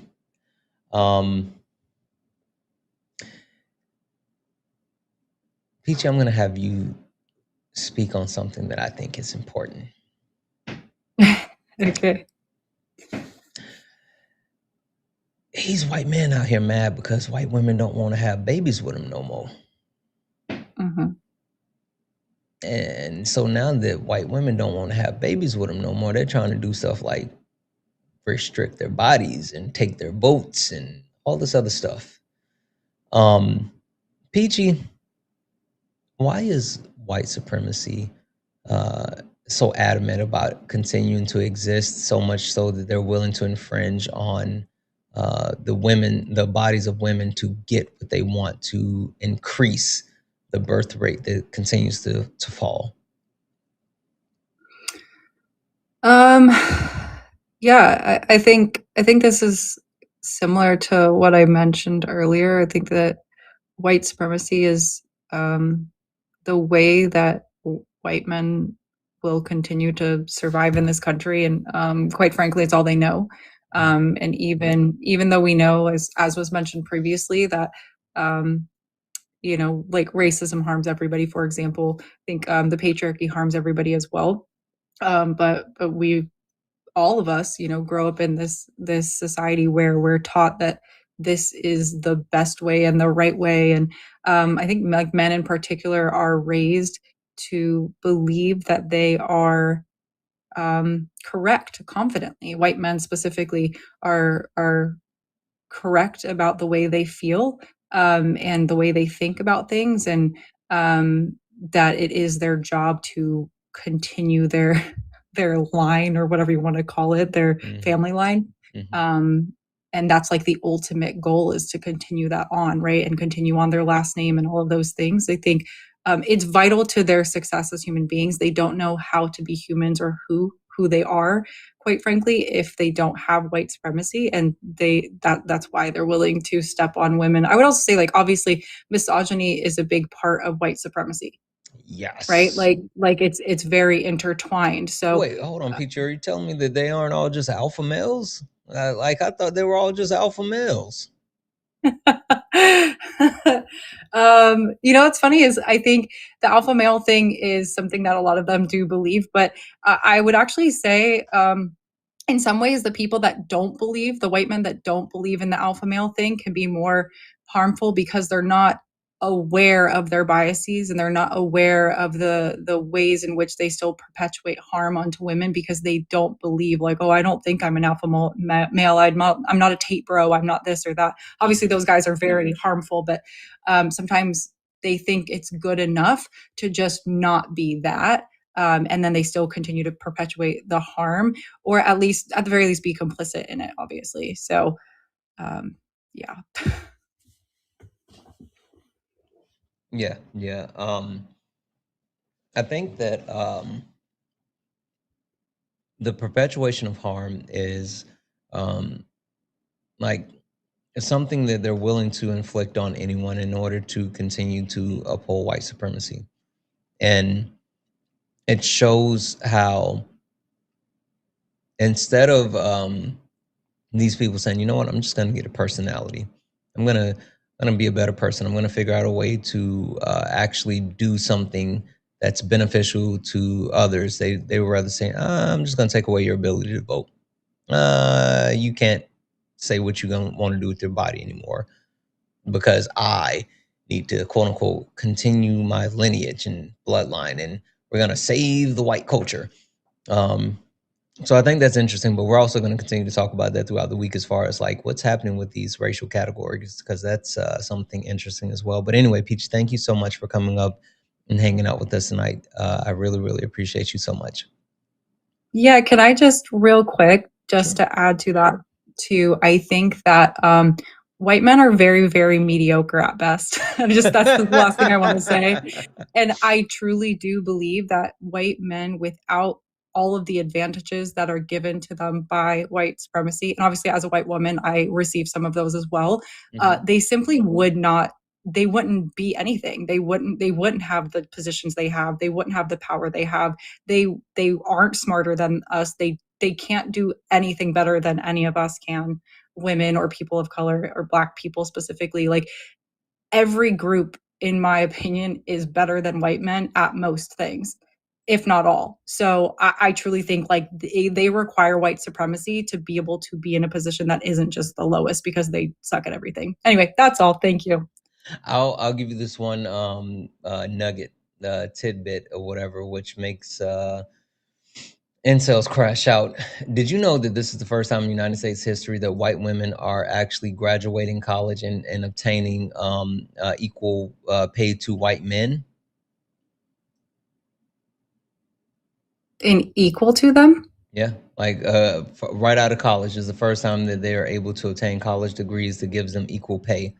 And so not equal throughout the workforce, but directly out of college. And that's something that terrifies them. Oh, Like, yeah. it's super frightening that they're going to college and obtaining degrees and the same pay right out of college. So that's the Yeah, thing. that's interesting. Yeah. Anyway, I appreciate you, Thank you. Peachy. Yep. Good night. Jared. Peachy said the mediocre white man comment. I didn't say that, but speaking. That was putting it nicely. Jared, in all honesty, I say this often, that it's gonna take like white men like you, and people love saying, Santana, you're a racist. I used someone over on YouTube just now said, this is a racist channel. You know what I really want to say? I want to say, watch this. But Jared, I put this at the feet of white men, and there's often like a crash out from the white men that I say this to. But then when I talk to people that I trust, people that I respect, white men that actually understand what's happening, I tell them all the time, like, hey, this is your responsibility. Like, we need you to lead the dismantling of white supremacy. We need you to lead the dismantling of the patriarchal system. And they don't get mad. They don't look at me confused. They stand up and say, like, I have to shoulder that burden. Jared, you are, even though you're like you're new to our community. You're very early in like a lot of the things that you're reading. You're growing, but you're doing the things. What role do you think you have to play in dismantling white supremacy as a white man? That's a tough question, because I know what I have to do internally for myself. And I will say the deconstruction isn't new. It is taken on another level. But it's we're at a point where that men like me have to get in the way. We have to take the blunt of the the brunt of the blows, and absorb the attacks, because you and others have put your bodies and your minds and your energy on the line for far too long. And we have to step up. And I do it in my own way that I can, is that part of the reason I join these panels, and to talk, is to try to be an example of, it is worth sitting in your discomfort. It is worth listening. It is worth learning. And if, I'm not the type that will, I mean, now granted, I'm sitting here, anyone, sling slurs at you or any of the mods, um, Pop, Papa Bear comes in. Like I'm a very docile, I have to hold myself back, but I'm the type that,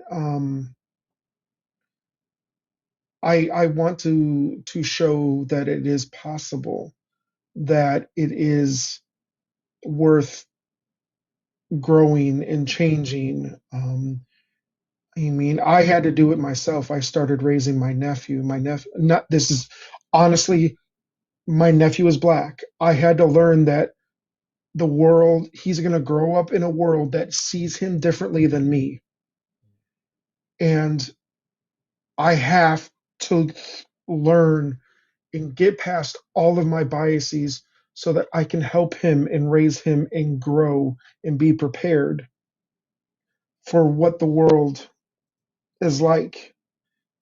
And all I'm good at is teaching. Mm. So if I teach through being on panels like this and showing it's possible, to work through biases, then I'm going to do that. But this is going to be, I'm going to be frank, this is something that I wrestle with because, white supremacy is something that my family ran from, yet I benefit from it. Mm. And it's something that I wrestle with daily and learn from. And I think more knowledge and understanding can help with dismantling frameworks. But it's going to get to a point where white men like me have to do more than just getting on panels. Yeah, yeah. I'll say this, Jared. I put that burden on you, and your shoulders because I know you have the ability to do so. And it's kind of interesting. I know you were listening earlier when I was talking to the guy who was just whining and crying and was like, "Oh, you're sitting there on your home, and I got to go out and put my body on the line." Um, the one thing that I've continued to say over and over and over is, while non-white people are saying like, yes, white people, you have to prove to us that you are going to lead this fight, you are going to have skin in the game, you are going to be the ones that are actually stepping up and doing the things. There will come a time that everyone else will um, step up and do the things, but we need proof because we have a long history of being told that when things get tough, we're going to be left holding the bag. And building that trust is going to take time. And if we get to that point where that trust is built again, then we'll all have your back. But until then, we're looking for people like you, Jared, that will lead. So anyway, thank you for I coming up appreciate it. and thank you for spending some time on the panel. No problem. I'll do what I can to lead. As Immortal Technique said, this is the point of no retreat. Absolutely. Absolutely. All right. Thank you. Thank you. John, coming to you. Coming to you. John, you're someone who's been around our community for a while now. And I really appreciate you as a person and the growth that you've been able to go through. And you joined our community when the actual time was a little bit different, but it seems like it's gotten a lot more fashy now, right? It's gotten a lot more difficult in a lot of different ways, and the emphasis is now on like, oh, it's not just a coalition. We need the people to actively fight against white supremacy. John, you have an understanding of what it takes to battle white supremacy as a white man. What advice could you give other white men who are sitting on the sideline and have not taken that step to actually doing the things and fighting white supremacy? Well, a few things, and I've said this before, but you know, us white people, especially white men, when when we say something or do something that's called out as racist, we need to stop being offended at being called. We need to stop getting offended at being called racist and figure out why we're being racist and work on not. Work on deconstructing that racism. Don't get offended at being called racist. Get offended that you are being racist. Like you have to deconstruct. It's our responsibility to tear down. I would tell us that it's our responsibility to deconstruct and dismantle what we've cultivated and what we continue to embolden people with. Um, we need to if people are like we were warning people, or people were being warned about Trump and his fascism and what was going to happen and what was going to get worse, and it's getting worse. And what people need to do, and what I would tell other white people to do, is that if so many people are saying this thing about us, saying this thing to us, there's truth to it. It's true, right? Like, sorry, I've been stumbling over my words tonight. You're good. You're good. We need to also stop saying, the people that say they don't see color I would tell white people that say that, you need to stop saying that, because that's a cop out and that's being dismissive of what's actually going on and what's being harmful to Black people and other races, right? And also, the last thing is, we need to celebrate the different cultures. We need to learn from each other, and I there you go. Sorry, it's stumbling on my words. No, you're Sorry, good. that Take was your a time. I rant. get where Like you're I going. kind of was like, I get where you're going. I get where you're going. The fact is that and you kind of hit it on the head. You can do one of two things when you hit a position that you become uncomfortable in. You can either sit in that discomfort, or you can reject that discomfort in the name of saying, like, I have the right to comfort. And exactly. that's the part that a lot of like that's I think, in my opinion, that's the hardest part for a lot of people who need to dismantle their privilege, not just white privilege, Right. but privilege as a whole. The first step as far as dismantling any type of privilege is sitting in the discomfort and understanding, like, it's not personal, it's just reality. And that's Now, something that a lot of them oh, have a sorry. hard time dealing with. Exactly. And if I could say just one more thing before you Yep. drop me down, Yep, absolutely. like okay, so I sit in a lot. I used to have a big problem where I would join up and try to act out and try to be, hey, I'm the good white. I don't claim other whites. I used to be like that. I'm still working on the centering and all that. That's a big issue. But what I do is, I watch all of your stuff. I watch all of Erica's stuff. I watch Dan Trell and Liv and everybody in the academy. And when Liv or Itchy say, "Oh, white people are being effed out of existence," I'm taking that and I'm learning from why they have that opinion and why they're saying that, and looking into why it's true. I'm learning from stuff like that. Also, white people, Black people cannot be racist. And thank you for coming up, John. I appreciate that. I appreciate you hanging out with us tonight. Thank you for having me, and I think tech has become your biggest op. I'm figuring it out. Well, you know what I still know how to do, though? Can I get the music? I'll never forget how to do that one. Ari.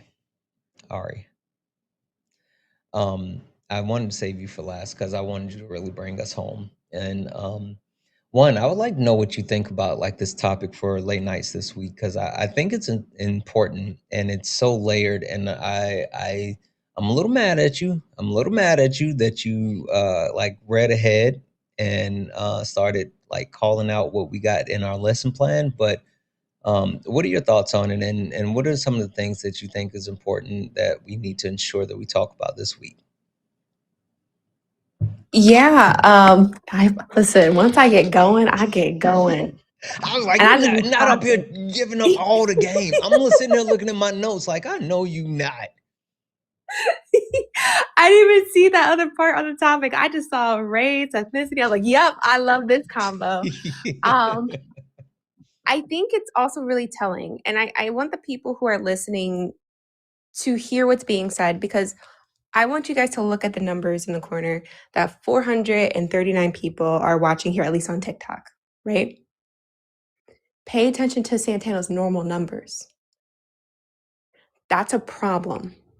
And that's not calling it out. That's saying people aren't here that need to be here. People aren't here who need to hear the message, right? This is a Black man, right? And it's all fun and games when he's entertaining you, right? You want him to dance for you, right? But when we're having serious conversation that needs to be had, look at those numbers right now, right? That's a problem. That's why this conversation is so important, right? When Black people aren't performing for you the way you want them to, you throw them away. You do not pay them any attention. They're not saying the words that you want them to. You're not paying attention. This conversation isn't entertaining enough for you. I'm sorry to break it to you, but sometimes we need to just sit and learn. Sometimes we just need to sit in the uncomfortableness, right? So this conversation, top tier. It needs to be had, especially talking about white supremacy, the maintenance of white supremacy culture, and how that functions, right? Historical and in nowadays, because sorry to break it to you, you guys all got it since y'all here. Obama did not break racism. Wait, I thought it all ended with the passing of the Civil Rights Act. I thought that's when all the racism stopped. Like it just ended stopped right there. Just like hard stop. All right, that's enough. Pack it up. We're taking it home. I thought it was all done. Poof. But unfortunately not. And I heard there's educators here. I'm a teacher as well. I teach on this. And actually last week is the hard week I showed my teachers active footage of the school to prison pipeline. We're seeing 7-year-olds being arrested for being autistic and Black, right? 7-year-olds. The youngest child put on unaliving row was 14. Actually, he may be younger. I might be confusing his age with the age of Emmett Till, another child who was unalive because of white supremacy and white supremacy culture. Right? And the only way we dismantle it is by talking about it. Sorry to break it to you that way too. The building is on fire, and the only way we put the fire out is by yelling fire. Guess what, y'all? I'm a Black woman. I'm yelling fire. I'm also yelling that this does not go away unless we also address patriarchy, because patriarchy and racism are so intertwined that you cannot abolish one without the other. Mm-hmm. So Black men who are listening, listen, one thing that Swan says, and listen, I'm gonna say what I say. I love when Swan says this: Black men and white women are just in a race to be white men. I've never heard her say that. Holy crap. Swan said it all the time, and it's so true. God. Oh my God. It is so true. Awesome.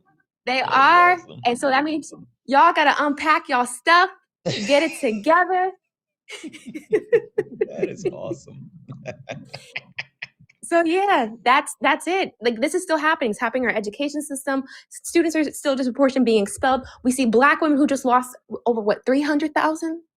300,000 Black women. 400,000.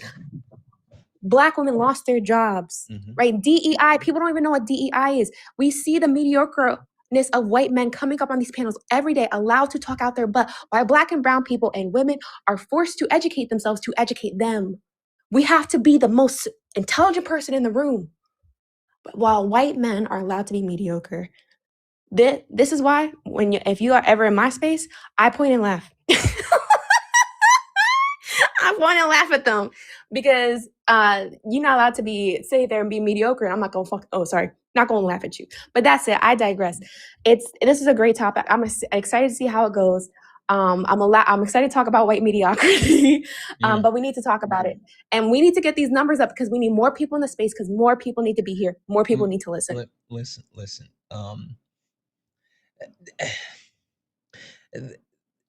There's two different communities here in my community. I love everyone. I love everyone, and there's not many people that intersect, right?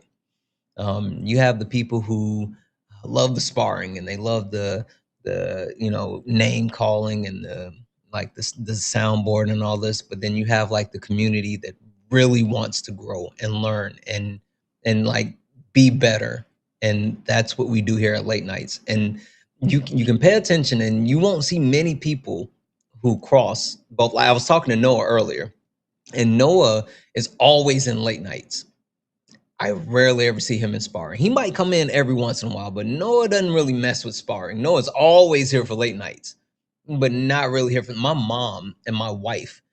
They don't like sparring, but they love Late Nights. So I'm not shocked to see where we are right now. So, but I think this is a super important topic, and something super important topic, and important for us to make sure that we are digging into this, because it literally I reached out to Swan and I was like, hey, do you want to help me with this topic? It started when I got tongue tied. Where Swan was on the panel. Look, say her name and she appears. I believe in Swan Brother Lee. Anyway, Hello. hey Swan. I got this from Swan because like I always listen to Swan, and Swan always says, what's your age, race, and pronouns or preferred pronouns, and like they can never get out of the starting blocks, right? They can never get out of the starting blocks, and I was just like, Swan, we need to do one with like race, ethnicity, and nationality because it's kicking their butts.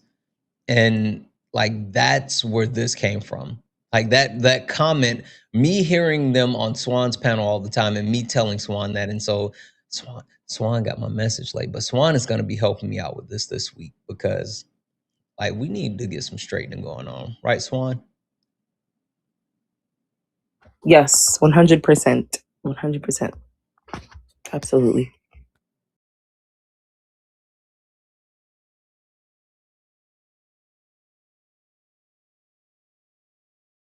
Swan, I'm gonna give you the floor for.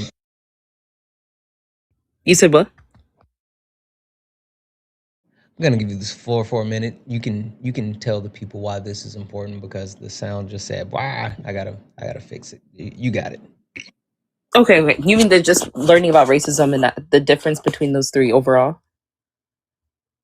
I think the reason why this is so important, especially right now, is because and I always say this, I think that white supremacy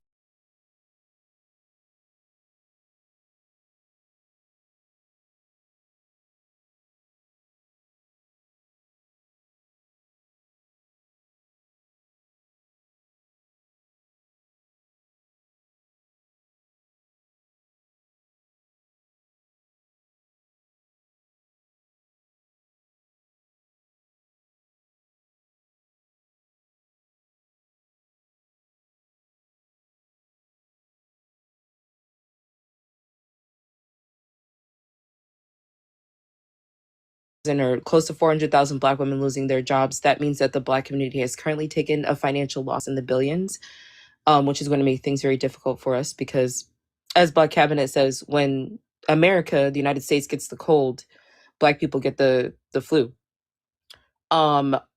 And that's true, 100% true. There's even more things that are happening. Trigger warning. There are some things that have taken place. I don't want to say too much about it, but there are some unalivings that took place recently, and all 3 of them stem from racism and white supremacy. 3 Black men that lost their lives recently. So I think it's important for people to really understand racism is a lot less visible than it was in the past.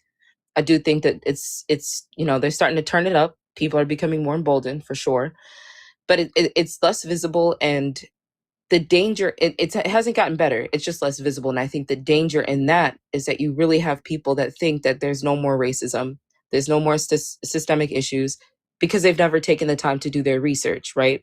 Because Barack Obama became president, Yep. Yep. So I think that's, we have to continue talking about this. We also need to talk more too, and I'm not sure if I don't want to go too much into this, but there's also the virtual aspect of racism. This is a beast that we've never had to contend with before. The way the alt-right pipeline was able to recruit and indoctrinate online is something that not enough people saw coming. And this started over 10 years ago. So we're knee deep in it. But that's why all of these things are important. And I think when we talk about who's privileged within a particular system or structure versus who's oppressed, the people that are oppressed, their material conditions are negatively impacted, right? The people that benefit from those that are oppressed, obviously they don't have to worry about the same thing. But think about the fact that there are people who can recognize that they benefit from other people's oppression and they're content, right? They don't think it's right. They'll say it's not okay. But what are they actually doing to dismantle these things? They are content with the oppression existing. And that is a flaw for those that are privileged. That will be a flaw for those that are privileged, is that they don't even realize that they are just content with other people being oppressed. And none of us should be content with it. And I would say that that's how privileged people are harmed by these structures. The ones that benefit from them is that they're fine with the harm happening. So yeah, it's very important. A lot of things. I'll shut up because I'll just keep going and going and going. No, listen. You're gonna have the rest of this week to get active. I just saw your message, and guys, it's official. Swan's gonna be helping me carry this topic throughout the rest of the week. I think it's super important, and I think it's something that we need to get into, and even more so. There's a lot of people who, Swan, I think we're gonna hurt a lot of people's feelings this week. Like I don't know how often you look over at YouTube, but they've been crashing out all night. Like it's weird. I still got to train the YouTube chat, and I'm getting them there. Like the MAGA and like the white supremacists and all this other stuff that hang out on YouTube, they think that they have a right to comfort because they have like they're keyboard warriors or whatever. But this is going to be a triggering week for a lot of people, and I think a lot of people are going to have to sit in that discomfort. So, absolutely. A couple of quick things, really quick, guys. W's in the chat. W's in the chat for Jessica. Jessica sent a $1 donation saying mediocrity has become less acceptable as other marginalized groups have become more empowered. When someone asks what I bring to the table, all I do is laugh because I built the damn table myself. Time for men to level up. I know that's right. And then also, guys, W's in the chat for Nicholas. Nicholas sent a $20 donation saying bravery and clarity. And then followed that up, said, bro, seriously, your voice right now is critical. So much love. I don't know about critical, but I think it's necessary. I think there's many other voices that are more critical than mine. If you wonder who I'm talking about, go look at the first 2 weeks of Brunch with My Creator and prepare for the remaining couple of weeks of Brunch with My Creator, which include these two amazing women. You may think my voice is important. Honestly, what I look at myself as a catalyst. I'm a conduit. I'm a pipeline. So there's other voices that I promise you I would much rather you guys to hear than mine. And I'm going to do my best to make sure the right people are amplified. But W's in the chat for all those wonderful people. But that's where we land for this evening. We will be back tomorrow night at 10 p.m. Eastern, 7 p.m. Pacific. Swan, the wife, Mrs. Management, or I can't remember how they got her set up, but Management, wanted to know, are you going live? Because she was like, she messaged me, was like, do I need to go grab Swan's is she going live? So Swan, are you going live? I am, but Faisal's actually going to be live first, and then I'm going to go live after that. Okay. All right. Before we drop, if you want to put his information in the chat, we'll get it up here. But I'm gonna I'll give Swan you the floor first, since you're gonna be here for the rest of the week, and then we'll let Ari have the last word. Okay. Yeah, I think that it is going to be difficult. You just want me to talk overall about like no, just how we close it out. What you got? Yeah, I think it is going to be difficult, but people have to understand that like you're gonna anybody that's struggling with feeling uncomfortable, understand that when everybody's liberated, right, or if we are able to lift up the group that's the most marginalized, everybody will be liberated. And I think that the liberation for those that are privileged really is definitely a mental one. I think sometimes when we have these discussions about racism, there are moments when I'm talking to someone who disagrees, who is having a very like real reaction internally and mentally to the conversation. And a lot of times there is this need to deny reality, to lie about things, to project, to, try to demonize another group of people that is oppressed. There's even just a complete denial of reality. Racism doesn't exist. It never existed. It's all in your mind. You just have a victim mentality, things like that, right? And I think about like if we were to apply that to, how we are raised, right? We're told, if you start lying about things, you're going to have to keep up with those lies. And that's going to become exhausting. And I think that that's something that those who are uncomfortable in these conversations needs to understand and contend with, is that sure, you can continue to deny reality, right? But you're hurting yourself. Ultimately, you are hurting yourself. I think that also, it's the last thing I'll say. Also, follow Ari, guys. Make sure you give Ari a follow. Follow Ari, everybody. Please follow Ari. Follow Ari. The last thing I'll say is I think that when we talk about like the loneliness epidemic with the Wahite men, listen, it's already starting. You will be the reason for your own demise if you don't shape up. Like you literally. And that is through nobody else's fault. It's through the fault of their own, right? How do you conquer the entire planet, as they like to put it? Put all of these systems in place to benefit yourself. Create these systems to where it almost seems as though nothing can penetrate them. And then this is what you have to show for it. Is it really truly worth it? No, it's not. It's not worth it at all. So this process is going to be very difficult for a lot of people. But if you are someone who wants to see that change, then understand that you're going to have to put the work in, and you're going to have to be okay with being uncomfortable, and it's going to cause you to face yourself. And that's difficult for a lot of people. But if it doesn't happen, then you'll have to be comfortable with facing the wall. I was thinking the same thing. W's in the chat for Phoenix Eyes, who sent a $2 super chat. Thank you. Ari, what you got for the people? Yeah. One, follow Santana and Swan. Swan's not going to promote herself as much. Follow Swan, please. She's running also a really good topic about that's really similar and goes hand in hand. So like, it's a great follow up to this conversation after you're here this week with Santana. Go to Swan's Live and listen to how white men crash out when the question is posed. White men cannot survive without white supremacy, and they can't. I would argue also that they can't exist without this idea of masculinity and manhood, right? Because what whiteness does is their whole identity is now whiteness. And so when you say, hey, unpack your whiteness, listen to what they say. They say, you just want me to unalive? Yeah. That's not what I said.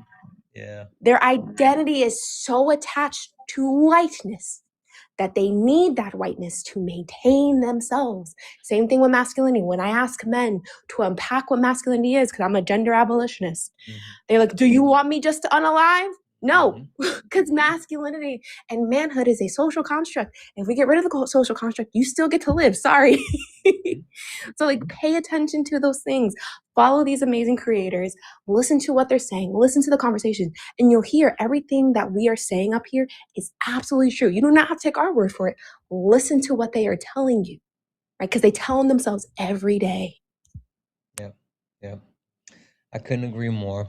One last thing really quick before we go. I want to call out Swan on behalf of YouTube.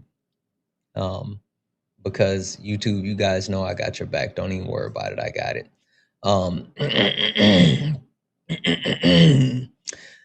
Does Swan have a YouTube? Swan Burley 22 is her YouTube. She hasn't posted anything yet. And then someone else says, Swan Burley, she should be posting something soon. And then somebody else says, Swan on YouTube. And then somebody said, yes, Swan YouTube is Swan Burley 22. And then someone says, Swan, work on a new YouTube setup. So I just wanted to be the messenger. Actually, no, I'm glad you said that because I need to get in the habit of promoting it. But if you guys go to my link tree, it's there's a link to my YouTube account there. I don't have anything up just yet, but I will be adding like an introduction video They to went to start go with. check and saw that you Once, didn't have anything. They were yeah, mad that you don't have anything up yet. it's kind of embarrassing because I'm like, yeah, everybody go follow my YouTube. I'm like, oh, I got like over 50 subscribers on YouTube, and I have nothing up here The to people show were just saying anybody they just went anything. over and subscribed. Like they was like, we just subscribed. No, I'm sorry. Go ahead.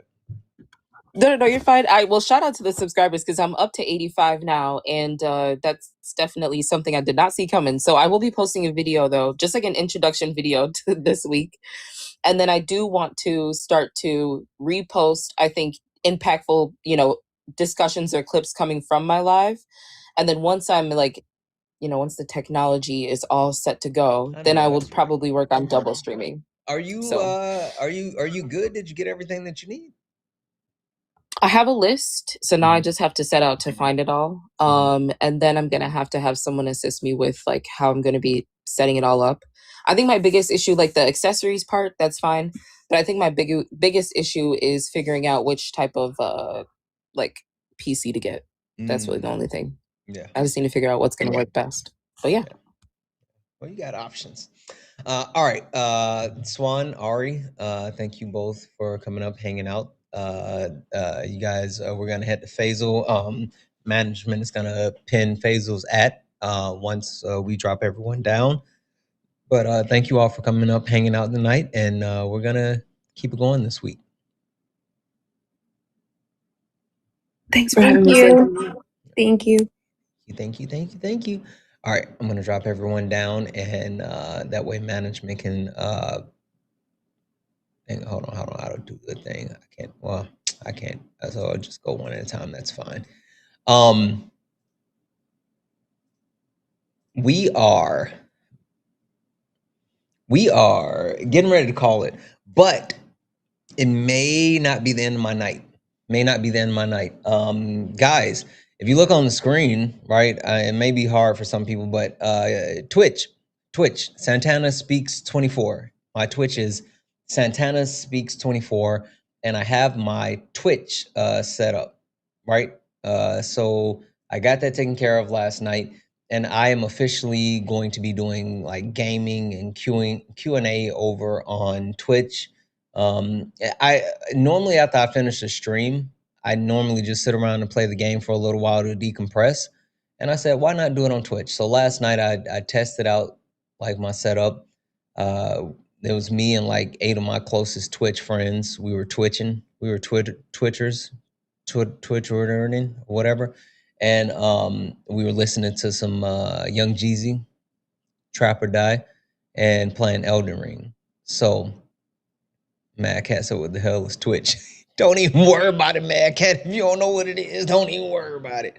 But no, make sure you follow me on Twitch. Santana Speaks 24. I'm gonna be doing like Twitch exclusives. So I'm only going to be streaming on Twitch for like gaming, and it's like I'm not gonna broadcast it to any of the other platforms. So if you're not there, you won't be able to check that out, and you won't be able to get involved in like the Q&A, because I just sit there and talk to the people and game, and like we hang out and do like cool stuff. So make sure you follow. I might hop on tonight. I'm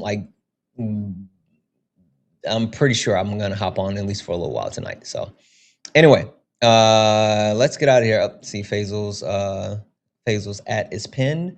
We are going to go ahead and go. Let's call it a night, good people. Yeah, this ain't your regular panel. Nah, we speak the truth. Late nights with Santana and Mama Jones watching. Better keep it clean. Let's go. Late nights, truth in the convo. Everybody get a seat at the table. From the block to the books, we mindful. No screaming, just dreams in the Bible. One mic, one voice, we build bridges from the heart of the hood to the world's big issues. Politics, pay, different cultures, but the real ones listen before they rebuttal. Late nights with Santana. Yeah, Mama Jones watching, so keep it grown. Ain't about flexing, this a purpose zone. Santana hold it steady when it might get hot, but we ain't here to fight, we here to connect the dots. Yeah. Late nights with Santana. You already know. Late nights with Santana. Guys, it was a wonderful night. Wonderful night. I appreciate all of you. Thank you all. Thank you all for being here. Thank you all for being amazing. Hey, hit that follow button before you leave. Hit that follow button. I'm trying to get up to 100,000 followers on the main account, so make sure you hit that follow button. Over on YouTube, thumbs up, hit that thumbs up and subscribe. We hit over 18,000 followers over on YouTube, and we're driving towards 19 now. So if you have not followed the YouTube, follow the YouTube and follow the Twitch. Santana Speaks 24. I'm going to get out of here. We will be dealing with this conversation all this week. It's going to be an impactful conversation. I'm so excited to continue to flesh this out. If I did not get an opportunity to bring you up tonight, I promise you I will get you in here over these next 3 nights that are coming. So hold tight. Anyway, guys, thank you for all the gifts, the taps, the likes, the shares. Thank you for all hanging out. Thank you for all being absolutely amazing. Thank you for being here with me this evening. I love you all. And as always, peace. Late nights with Santana.